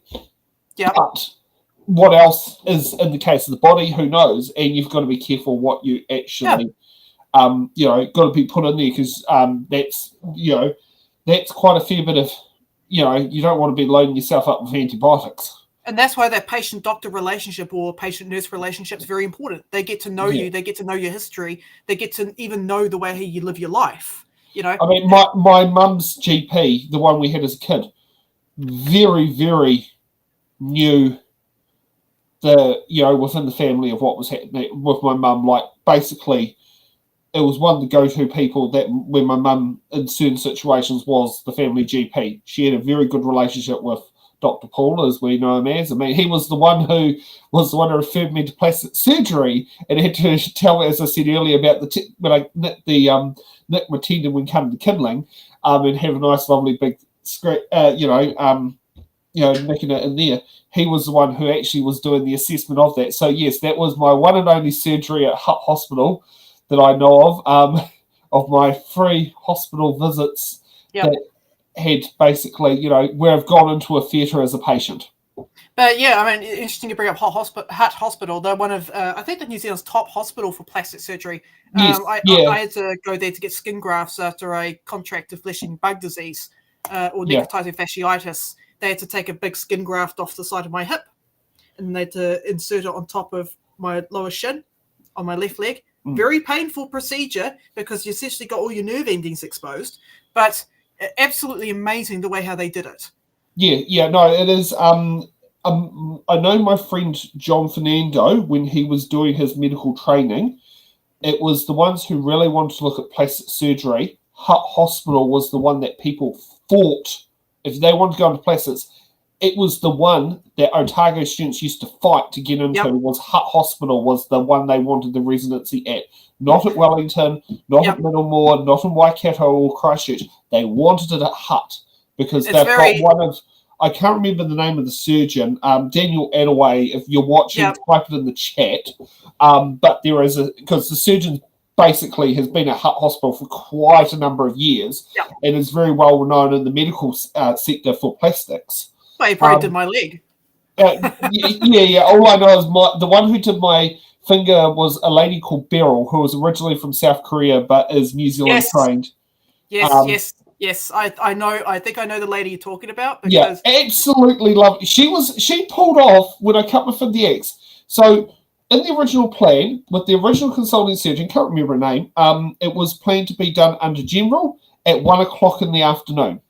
So I was nil per mouth from 5 a.m. in the morning. An anaesthetist rang in sick. They went through the theatre schedule. My operation was switched from general to local, and I was seen at 11 o'clock. Including, I got the phone call on the way and said, "Everyone's here waiting for you. Where are you at the moment?" My mum's driving on Grays Road. We are 20 minutes away. And everything was there because trying to rush it, going straight through into literally walk in there, and I was literally basically put straight into theatre within 15 minutes arriving at the hospital because that of what happened that took late. But she pulled off a surgery and she explained the whole things. I had a nurse who normally would be doing something else had to try and basically coach me for it. They said, if you want to, we could change the surgical music.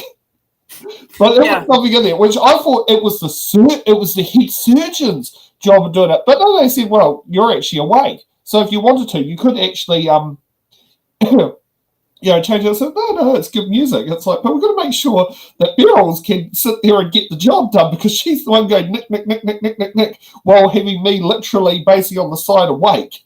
Yeah, I mean, with my leg, I ended up getting four surgeries to reconstruct it. Yeah. Which is amazing. Shout out to all the doctors and nurses at Hutt Hospital that did that work. But yes, I remember there was one Asian doctor, I can't quite remember her name, but she was so excited with my case that she looked at me with a big smile while poking my necrotizing fasciitis and asking me, "Do you feel this?" And I'm like, "Oh boy, do I feel that?" Anyone that's necrotizing fasciitis, it's like it looks like you've been bitten by a zombie. It looks really bad. And so you've got this doctor, and it smells bad too, and you've got this doctor that's poking it away, this absolute grin on their face going, ooh. It's like, ah! Yeah. It's, I think you probably have, it depends when it happened.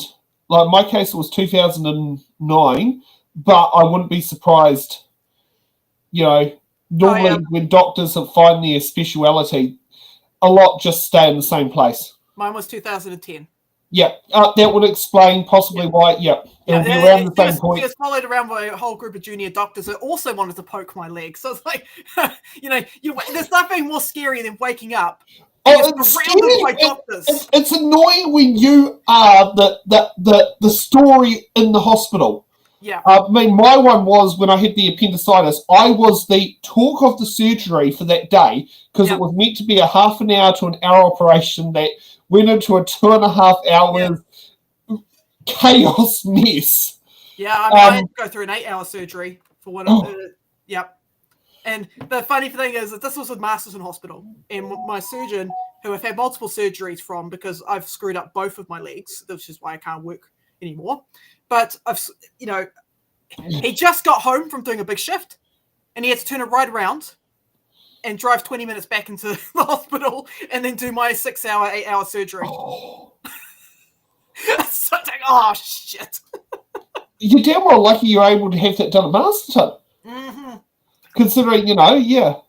Yeah, so they would have had to fly out all this. They would have had to taken all the kit out and everything. Because Masterton was also where I got the necrotizing fasciitis. So, Masterton needs more funding, otherwise people are going to get even more sick. Yeah. Yeah. While we get off our health stories, we'll get back to some more submissions. Otherwise, we'll be talking all about our health stories all night long. Okay, who's the next submitter? Okay, next up we have Julia Rutledge. Julia joins us now. Hi. Welcome, Julia. Welcome to the Health Committee. Great to have you here. Okay, Great, thank you. 5 minutes. Okay, well, thank you, and it's wonderful to see actually some people who I've sort of know who you are, like Hamish, who I've chatted with before, and Aisha.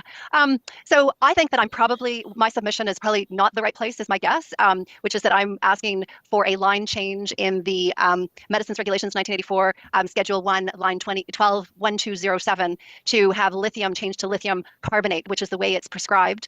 But I thought I'd put a submission in anyway. I've also put in a submission to the Medicines Classification Committee as well to try to get this sorted around lithium. I mean, just the background to this is that lithium at any dose essentially is classified as a medicine in Aotearoa, regardless of dose, even though the dose that's used in the treatment for bipolar disorder, which is what it's mostly used for, although it is used for other psychiatric disorders as well, is that it's a starting point of 250 milligrams. There's a lot of dietary supplements that contain very, very small amounts of lithium orotate in it, like less than a milligram, but they cannot be sold in Aotearoa because of the lithium content, and MedSafe declares it immediately as a medicine, regardless of the dose that is being used. So this is causing a problem. In my opinion, I think it's an issue for the population in general, not having access to a dietary supplement that is viewed as an essential nutrient that we should all be able to consume. So that's why I did the submission, is that I'm trying to update this one line that is in the Schedule 1 of the Medicines Regulations 1984. But I do appreciate that this may not be the way to do it, but I'm trying every way to get this changed. So I'm open to questions. Excellent, thank you. That leaves us 2 minutes for questions. Do any members have questions?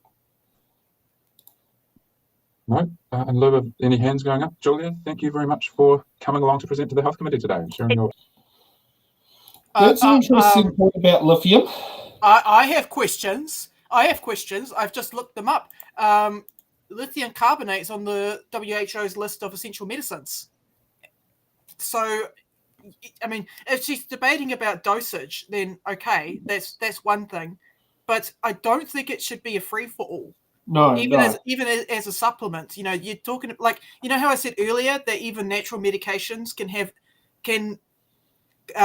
impact the medications that any other medications that you take, right? Yeah.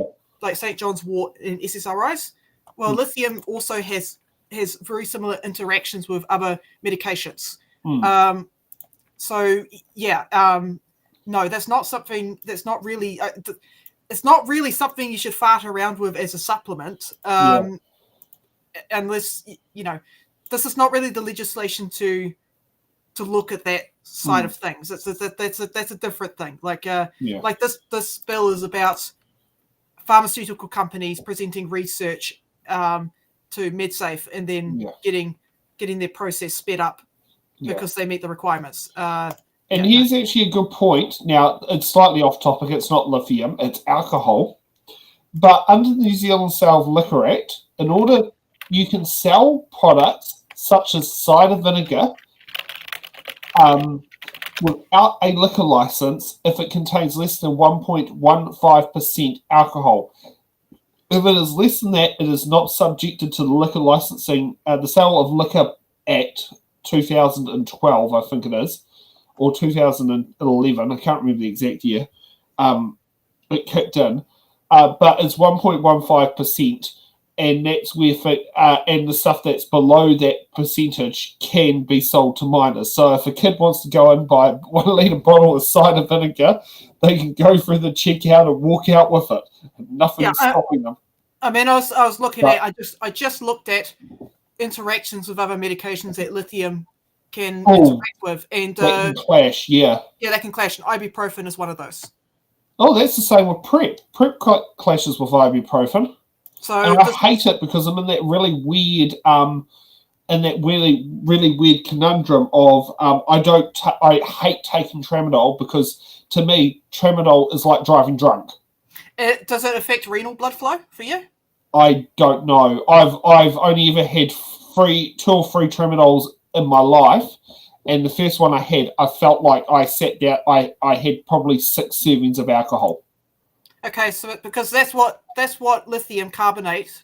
If you take that with something like ibuprofen, it can impact renal blood flow, which is the blood that flows back and forth into your kidneys.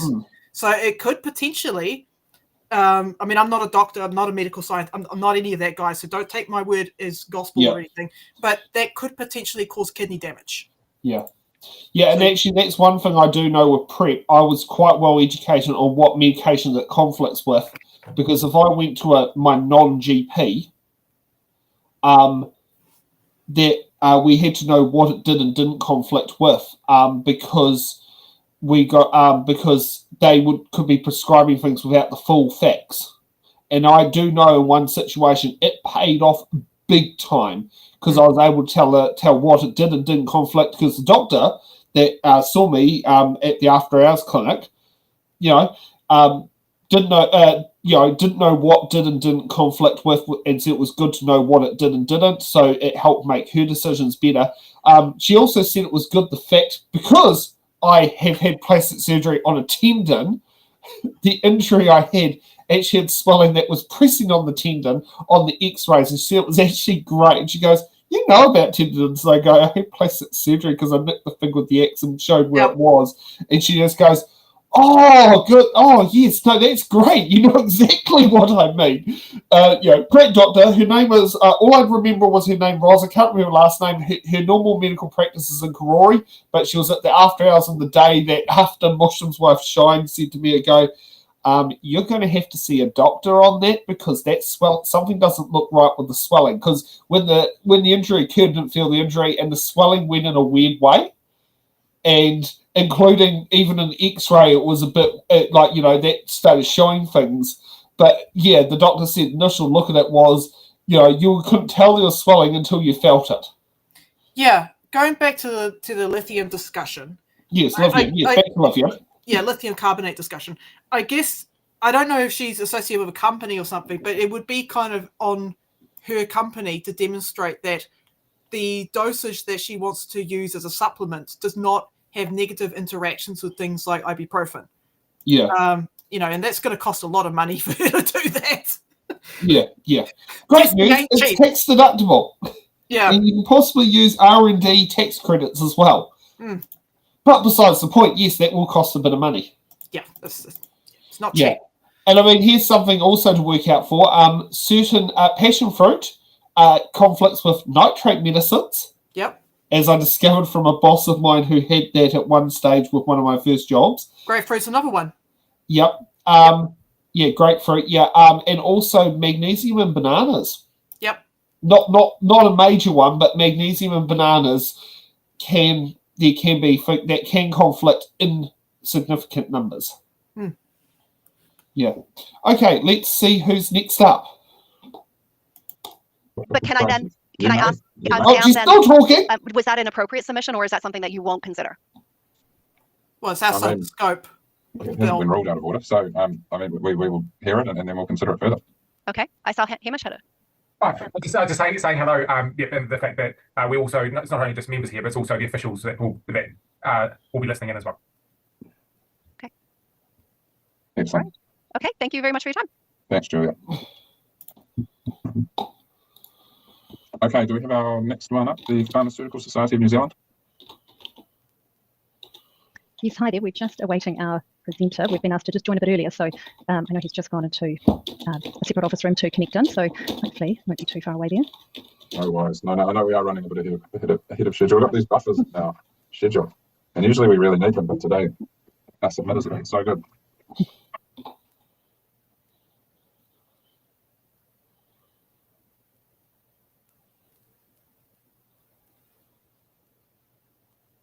Is that Michael? Is he who you're waiting on? It's Michael, yeah. So Michael is the president of the Pharmaceutical Society of New Zealand, Michael Hammond, and he's joining us now. I'm Libby McCulloch, one of the professional practice pharmacists that work in the practice and policy team there. So I'm just here to back Michael up, but it's like we've made it.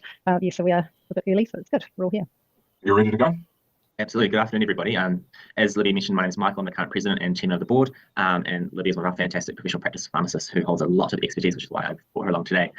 So firstly, thank you very much for the opportunity to speak on behalf of the Pharmaceutical Society. We represent over 3,000 members across New Zealand pharmacists, technicians, interns, and students, and so bring quite a wide-ranging view from that space.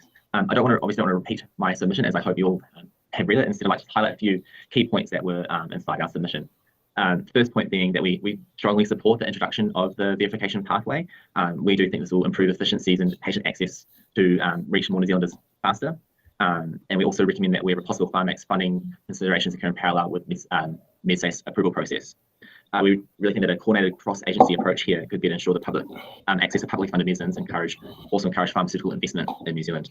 To ensure that this verification pathway achieves its goals, we would really like the committee to consider commissioning a review and a report after a fixed period of time, for example, 2 years. This will allow for an assessment of the pathway's effectiveness and determine if we need to make any adjustments to it, and really hope make sure we're achieving what we set out to achieve. So that's the first point from our submission I just wanted to highlight. Then the second one was regarding prescribing rights. And so we certainly support nurse practitioners being able to prescribe unapproved medicines under Section 29. However, we also ask that the committee consider to explicitly include pharmacist prescribers in this clause. These pharmacist prescribers, they undergo a minimum 8 years of study, and they really are medicines experts. They currently have a very similar prescriber rights to nurse practitioners and operate very safely within the scope. Like mentioned with the pathway, amending the Section 29 to include pharmacist prescribers would again improve access and care to New Zealanders. So we think it's a really important thing to consider. Another note on the Section 29s, which supports the need for the pathway, is that our community pharmacists out there, they are facing the supply chain challenges every day. Section 29 medicines was never intended to be something that addressed supply chain shortages. However, it has become a bit of a tool for trying to solve those problems. And so having a faster verification pathway with appropriate checks and balances in place will help ensure that we're not having to use these workarounds. And then the last point that I actually want to make as well was around the proposed changes to the MCC. And it was more that we wanted to offer our support of the future, working with the MCC in the future, with the hopes of helping increase patients' access to medicines, which was the intention of the bill. So I've actually run through my points much faster than it was in my head. And so I just wanted to offer the opportunity to Libby as well. She wanted to chip into any of what I've said there, as Libby is a practicing pharmacist and has much more of a cold-faced view than I do at times. Yeah, thanks, Michael. I'd just like to reiterate your point about we'd really love to see pharmacist prescribers included in that clause to be able to prescribe Section 29 medicines. As Michael said, that there's only about 100 pharmacist prescribers currently in New Zealand. They're often seen as the experts and are often called upon to provide information about the Section 29 medicines before they're prescribed. These prescribers work in a number of different important places, which the majority are in GP practices, marae clinics, also hospices. So having access to be able to prescribe Section 29 medicines will improve that efficiency of having to go back to the GP to re-prescribe a medicine that is suddenly out of stock, and there's a Section 29 replacement. So yeah, we'd be very supportive of that being included in the clause. I think going back to the verification pathway, as Michael said, we're quite excited by this pathway because we are faced with it really is a daily occurrence to see a number of Section 29 medicines, and it's difficult for pharmacists when it's receive a prescription and it's out of stock, replacing it with a Section 29 medicine. But obviously the legislation dictates that it's actually the prescriber's responsibility to inform the patient, gain consent under the Code of Health and Disability Services Consumers' Rights, which realistically this doesn't happen in today's situation with all the supply issues. So we're really hoping that this verification pathway, if we can get unapproved medicines approved more quickly, then there'll be less issues with some of the problems that are being seen out in the community currently. And I guess the other point we were supportive of as well was the exemption for funded alternatives. So for all prescribers being able to prescribe what's considered a funded alternative, which is also still an unapproved medicine but funded via Pharmac, we'd like to be, from a safety perspective, be certain that all prescribers that are able to prescribe these medicines are still aware of their professional responsibilities. I think there would be some public perception that if a medicine is funded by Pharmac as an alternative medicine, that it's probably been through some safety process, which obviously it hasn't. So patients, again, need to be fully aware of this and to be informed of this. So that's probably sums up our main thoughts and points with this amendment. Yeah, so I guess we have any, sorry, Michael, you go. I was just going to have to answer any questions. I do see that, Jennifer, you've got your hand up. Yeah, I don't know if that's for us or for somebody else. No, thanks, Michael. You guys are finished, then we can move on to questions. Jenny. Thank you, Mr. Chair. Appreciate your submission and wanting to have pharmacist prescribers included in that Part 2, Section 11.1. Can you give us a real-world example of what you're seeing in the community? Can you sort of talk us through what that would mean in terms of the Section 29 medicines that are listed there? Can you just sort of walk us through what that might actually look like in real life? Libby, would that be one for you as a general? Yep, absolutely. So I also work in a GP practice part-time, and so I do get to see, probably the most common scenario at the moment, currently, many of them are the supply issues where a Section 29 medicine is the only option, and a pharmacist legally cannot switch from an approved medicine to an unapproved medicine for safety reasons.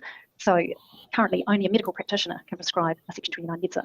So in that situation, if you've got pharmacists working in a GP practice or another clinical setting, they would then be able to change that prescription or prescribe the Section 29 medicine. It's just, it would improve efficiency greatly and save everybody's quite a bit of time in that sort of setting. I guess there are other situations as well where there are just aren't funded. Sorry, they're funded but not approved Section 29 medicines, where these pharmacists are working in their specialty area, for example, palliative care, and they may be needing to prescribe medicines off license, or there are Section 29 medicines that they're hoping to use with their patients but are unable to prescribe, and then may need to go to their colleague to ask them to prescribe it, who may be less familiar with the patient sometimes. So. Can I just ask a supplementary on that, Mr. Chair? And that is, how often is this occurring? Have you sort of gathered any sort of data on, is it several times a day that you're having to do this, or once a week? Can you just give us an indication of how prevalent is this? I'm not aware of any data we have to hand at present, unless you do, Libby, from the helpline, from the calls. I know pharmacists are encouraging in the community pharmacy issues of Section 29 every day.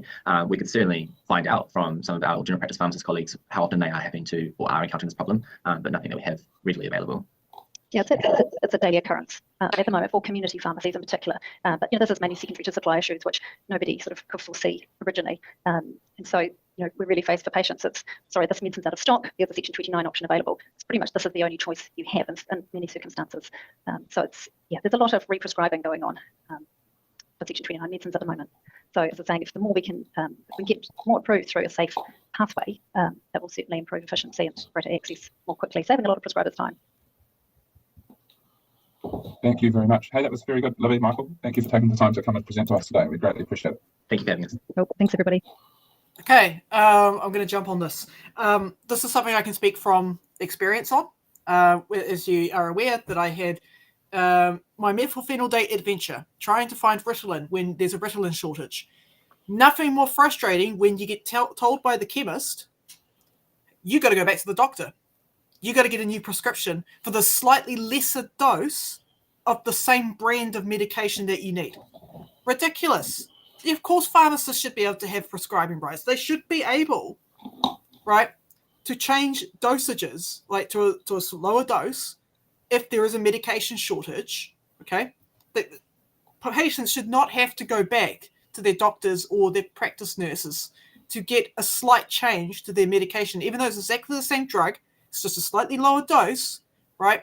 Because at the moment, what happens with a lot of these restricted drugs is that they have to type in a bunch of information to a computer, and that computer does dispensing, right? They can't just grab drugs off the shelf, right? That doesn't happen with restricted medications. Now, they have a special code, and that code only comes from the doctor's clinic. Yep. If they can't meet that demand, what often ends up happening, this has happened in my case as well, is that people go without medications, and that's not okay. And the pharmacist knows this. I've spoken to pharmacists, they're ripping their hair out going, look, listen, I want to help you, but I can't. I actually can't because I don't have a code to put into the computer. So your medications can be safely dispensed. So yes, I 100% agree with that, that demand to have that changed in the legislation. Yes. Not only should nurses be able to have the ability to do that, but pharmacists should also be able to have the ability to do that. Because guess what? Pharmacists, if you get medication regularly at the same pharmacy clinic, they know you. They know your medication history. They've gone to uni. They've studied up on medications and their interactions. They know just as much as a nurse practitioner does about drug interactions. So they can help you out, and they should be given that level of respect.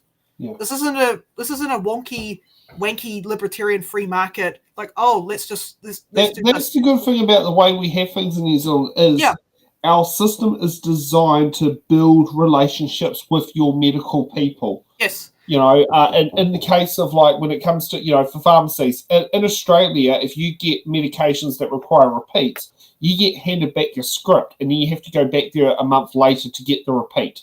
Yeah. Or you can go to any pharmacy to get the repeat. Which that can work good in one aspect, but that can work quite negatively in another aspect as well. Whereas in New Zealand, your repeat is held at that pharmacy The for the pharmacy duration can, of the course. Yeah, the pharmacy can do some stuff. I But know yes, they can transfer repeats. Yes, they can do that. They can do that. But yeah, it might just be your chemist lawyer. No, it's not. It's not just my pharmacist. This is a problem. I've been to multiple different pharmacies where they can't do this. You know, they'll say, look, we don't have the medication that you need. We would love to be able to dispense this medication at a slightly lower dose, but we can't due to legal issues, and we can't due to the code that we've been given. It doesn't match. The computer will literally not say do not dispense. Yeah. And and actually, I remember having a friend in that boat of literally trying to get a particular type of medication that did not cause conflict with a dairy allergy. Yeah. So yeah, and that was a nightmare because most pharmacies had the normal medication, but they didn't have the dairy allergy version one that was free. And I think they had to end up giving the person it was meant to be 2 milligram tablets or something, but he had to be given 2 1 milligram tablets because that was the only thing that was in stock. Yeah. So I do have family members that work in the pharmaceutical sector. Like I've got cousins that work as chemists, and I've got, you know, so this is just the law in New Zealand, right? It's not that the pharmacist can will the computer to say yes. The computer will always say no if you don't have the right code. But yeah, and it's a special authority number, and it's the same thing with my prep medication. Every time I get a script done, it has its own unique special authority number for that script that ticks off, and my GP is able to do that. And there's a couple of GPs at the Terrace Medical that can do that. But I can tell you right now, Newtown Medical Centre, where I previously went to a GP, no one had the training of it, and no one in that particular one had the special authority code to issue subsidised funded prep. Yeah. So to answer Kiwi Skirt's response, this is quite often an issue with people who have ADHD and rely on ADHD medications. There's been a national shortage for some time now. But what often happens is that you'll get a script for, say, like 32 milligrams, for an example, right? You'll go into the pharmacy and they'll say, we don't have 32 milligrams. We have, we have like 18 milligrams or whatever, or so we can double up on that. Or we've got like a 20 milligram dose or some other smaller dose, but you need to we can't give you the 20 milligram dose because 20 plus 20 equals 40, and we can't give you that. Yeah. So for legal reasons, you have to go back to your medical practitioner to get a new script. So yes, it's even if you were to get a lower dosage, right? Because it's a restricted medication, you still have to go through all those steps to get the medication you need. They can't just switch it out. Yeah. They can change. Like, I understand what Kiwi Skirt is saying. The brand, yeah, they can switch the brand. Okay, they have some ability to do that, but they can't change it to a lower dosage. That's like, okay, 20 plus 20 equals 40. When say your actual dose should be about 32 milligrams, right? Yeah. Yeah. So you can see the problem here. Yeah. Shit don't add up. We need to give pharmacists more flexibility around that issue. Yeah. Yeah. The next submission is the Consumer Healthcare Product Association, according to the transcript, goes on for 10 minutes. Should we give it a go? Yeah. Okay, next up we have the Consumer Healthcare Products Association of New Zealand Incorporated. They are joining us. We have Scott Milne, who comes to us online now. Scott, welcome to the Health Committee. Very good to have you here for 10 minutes. I'll hand that time over to you now. Thank you. Look, thank you very much, Mr. Chairman. It is nice to be back in front of you again. Our organisation was last in front of this committee when we talked about the rescheduling of pseudoephedrine. We're now into our second winter. Your wise counsel and decision has made available a really useful medicine to the New Zealand public. So we thank you for that work. It has worked well. CHPNZ, Consumer Healthcare Products New Zealand, is a trade organisation that looks after the over-the-counter medicines suppliers and distributors, and we represent manufacturers, distributors, including pharmacy, that caters for about 90% of the total New Zealand market. We do appreciate the opportunity to discuss this bill with you.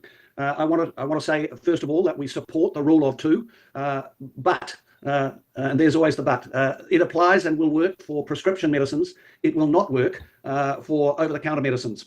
The rules that MedSafe and the current regulations put around this proposal will not make for a faster and more streamlined registration process.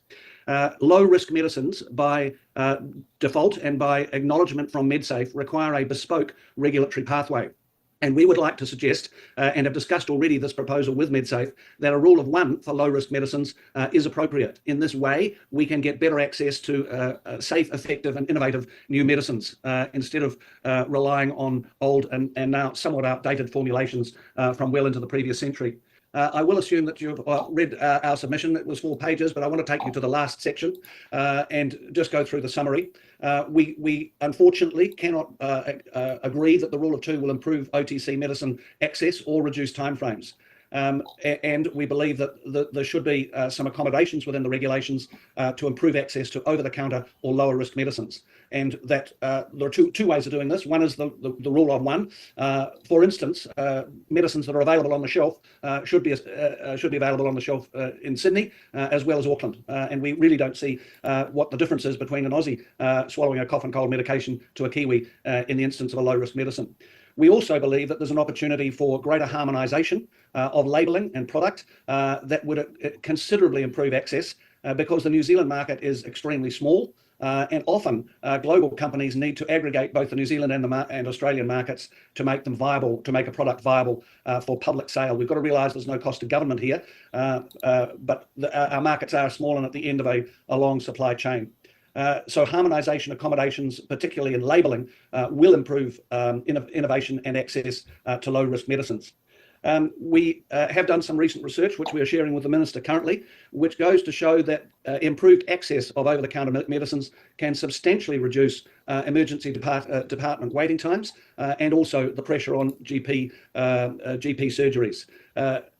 There are good medicines available around the world, and I go back to my initial comment about pseudoephedrine that are safe and effective, that can be dispensed by pharmacy with knowledgeable advice attached to that, and that we can keep people out of GP waiting rooms. I just want to leave time for questions. So the only other comment I would make is that we appreciate the changes that you're looking at in the Medicines Classification Committee. We agree change is necessary there, and we think that a consumer component should be made available on that committee, that there should be a more regular, more flexible structure and process. And finally, we just note that the current proposals talk about business days as opposed to calendar days. This change needs to be acknowledged in regulation with regulated timeframes specified in the regulations, because otherwise, both the rule of two and if rule of one was available, the process would actually be longer. So we just need to work on the timeframes and the regulations. But again, I thank you for your attentiveness and look forward to your questions. Excellent. Thank you very much for your submission. Dr. Campbell has his hand up. Excellent. Thank you, Scott. I mean, just in your written submission, you're advocating for a rule of one pathway for low risk medications. What's your definition of low risk? Well, I think, Dr. Campbell, that across the regulators that we align with around the world, that's fairly well established. So I don't think there's a hard and fast rule. We would look to the expertise of the other regulators, the FDA, the TGA, the European and South African, Canadian regulators. You know, different countries have different levels of restriction. New Zealand used to be a leader in switch and making available more medicines. We led the world with omeprazole, with sildenafil, oral contraceptives. We've lost that tag at the moment. We seem to be in a very conservative mode at the moment. There are new and innovative medicines available, which are more widely available in other jurisdictions. which I would like to be able to consider with MedSafe. But I guess in the end, Dr. Campbell, I think it's something that we would work through with MedSafe. We have a good relationship. They're working hard for us. They're listening, but we just need to make some changes to these rules. These regulations from 40 years ago are hampering access to useful low-risk medicines. Thank you very much. Are there any further questions from members? There appear to be none. So thank you, Mr. Chair. Really appreciate your time.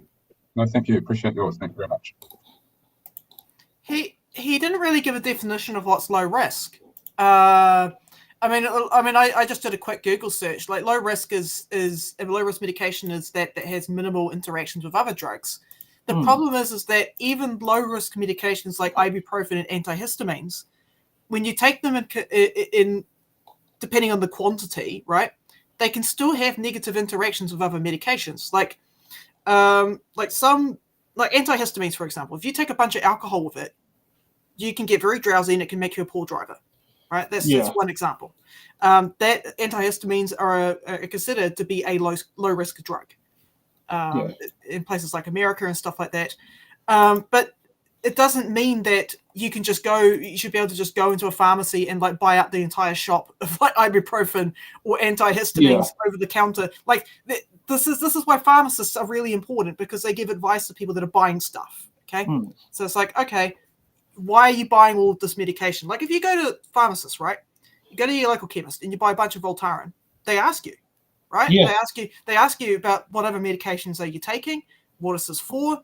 We're going to record this down. And I don't have a problem with that. Look, I'm a libertarian. I love the drugs. Okay, I love all the drugs. But guys, there needs to be safety, right? Just because I'm a libertarian doesn't mean that I'm anti-safety. And this is why chemists are very important, and doctors are very important, and nurses are very important. So you don't go on a bloody bender. Yeah. Okay, let's get to Yeah, you got a minute left. You might as well just call it here. Yeah. No. Okay, so there's submissions that now. I'm just going to check on my sheet. Which one do I start off with? Education and training. Yeah, that's the one I start off with. So we've got the education and training. Nope, that one's already closed. Okay, it must be this one. Education, training, vocational education and training. Amendment bill closes Wednesday, the 18th of June.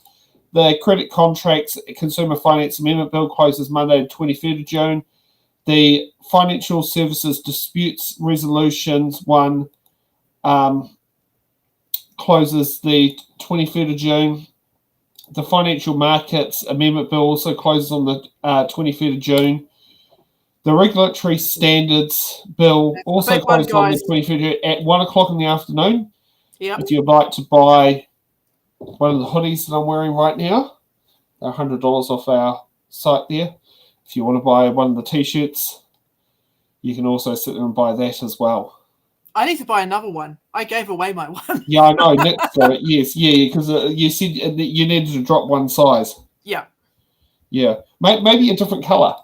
Yeah, I'll get a different colour. Maybe a green one. I'll get a green one. Yeah, I can picture green working very well on you. Yes, green is good. Yeah. Now, for those who are wondering, we're in for an interesting week this week. So,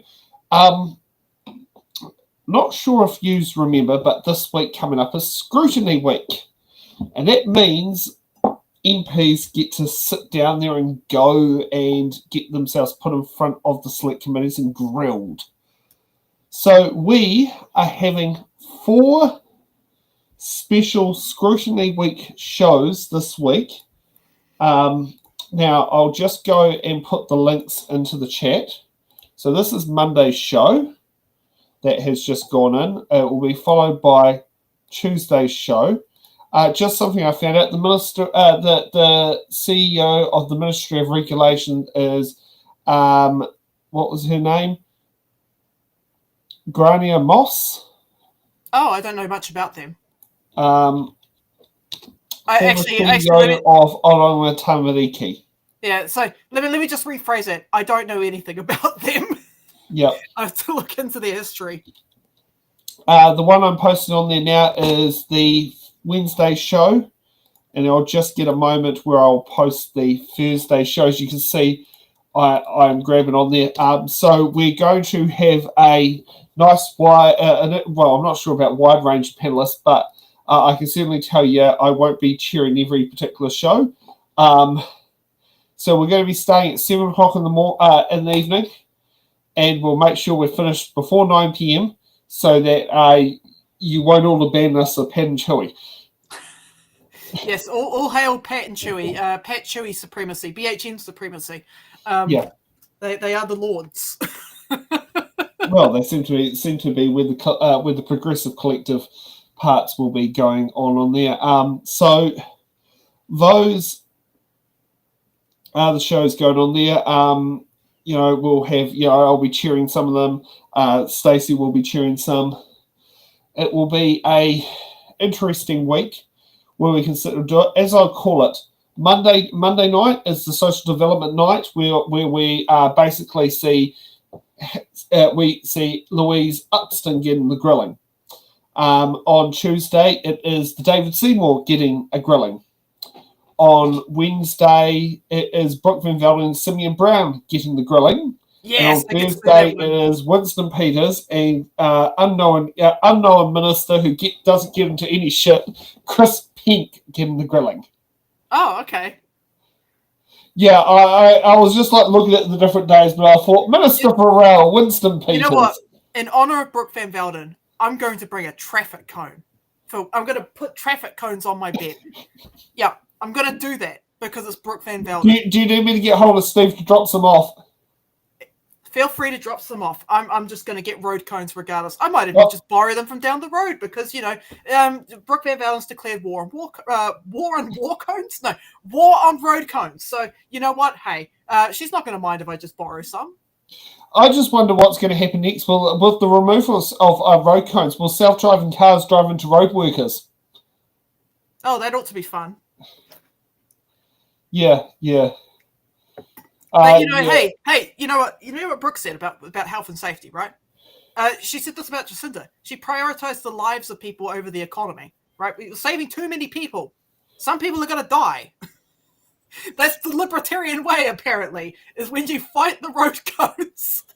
And as a libertarian myself, I'm like, this is the dumbest thing I've witnessed, and it's a tremendous waste of money. I mean, put it this way. You put that towards what does healthcare. Brooke Van Velden, from the Minister of Labour in the New Zealand Parliament, and Dolores Umbridge from Harry Potter, who was also Undersecretary to the Minister of Magic, have in common? They make out giving bad things and try to sit and come across very convincingly as it's a good thing. Yeah, I'm the woke libertarian. I support workers using as many road codes as they need to keep themselves safe. Yes. I 100% support workers' safety. You're not going to get any complaints from me about workers using road codes. And actually, I wonder, of the road code hotline, I wonder how many of the complaints have found out to actually the road code level was satisfactory. Yeah, I don't know. It's all very stupid. It's like the whole finger guns debate in Parliament. My God, what kind of libertarian freaks out about finger guns out of all things? We're like the gun people of society. We love guns. We're freaking out about finger guns. Yeah. Well, I mean, you can't bring your guns into Parliament, just like you can't bring your guns into Congress. Lauren Boebert, Marjorie Taylor Greene. Oh God, I just can't make heads or tails out of the ACT Party. Yeah, they're just if it's like libertarian, and then they do the opposite. It's like, okay, pretty much. Yeah. Well, I mean, are they the ACT Party that we used to have? I mean, they've gotten. I mean, I call them the neoliberal party. I don't call them the libertarian party because libertarians are the sort of people we debate about toasters. We don't debate about road cones. We debate about whether or not you need a license to operate a toaster. That's our crew. If you don't know what I'm referring to, that actually happened in America during their election cycle. You can go look it up on YouTube. Libertarians debating toasters. It's amazing. It's the dumbest thing I've ever watched. But yeah, go watch it. It's on par with the finger guns debate. It's really just dumb. Oh, these are the fun parts at the end of the show, is the lovely trivia things to come up with. Yes. Okay, so remember, forget watching Short Street, you can watch it on demand. And you tune into us at 7 o'clock tomorrow, and let's see how Louise, Penny, and Tama, mainly Louise, cope with being grilled by the Social Services Select Committee. Yep. Yeah. So, yes, everyone, see you guys tomorrow. Feels weird saying that. Thank you for watching the Order Paper, your express ticket to the New Zealand House of Representatives. Every episode, we unravel the complex world of legislation, debate, and democracy. From bills to select committees, we've got it all covered. From our team of political commentators who will dissect and explain what's happened so you can remain up to date on what's happened in the Aotearoa, New Zealand Parliament. To support our channel, you can become a Patreon member at patreon.com/It's in the Ballot. The Order Paper podcast is brought to you by It's in the Ballot Productions.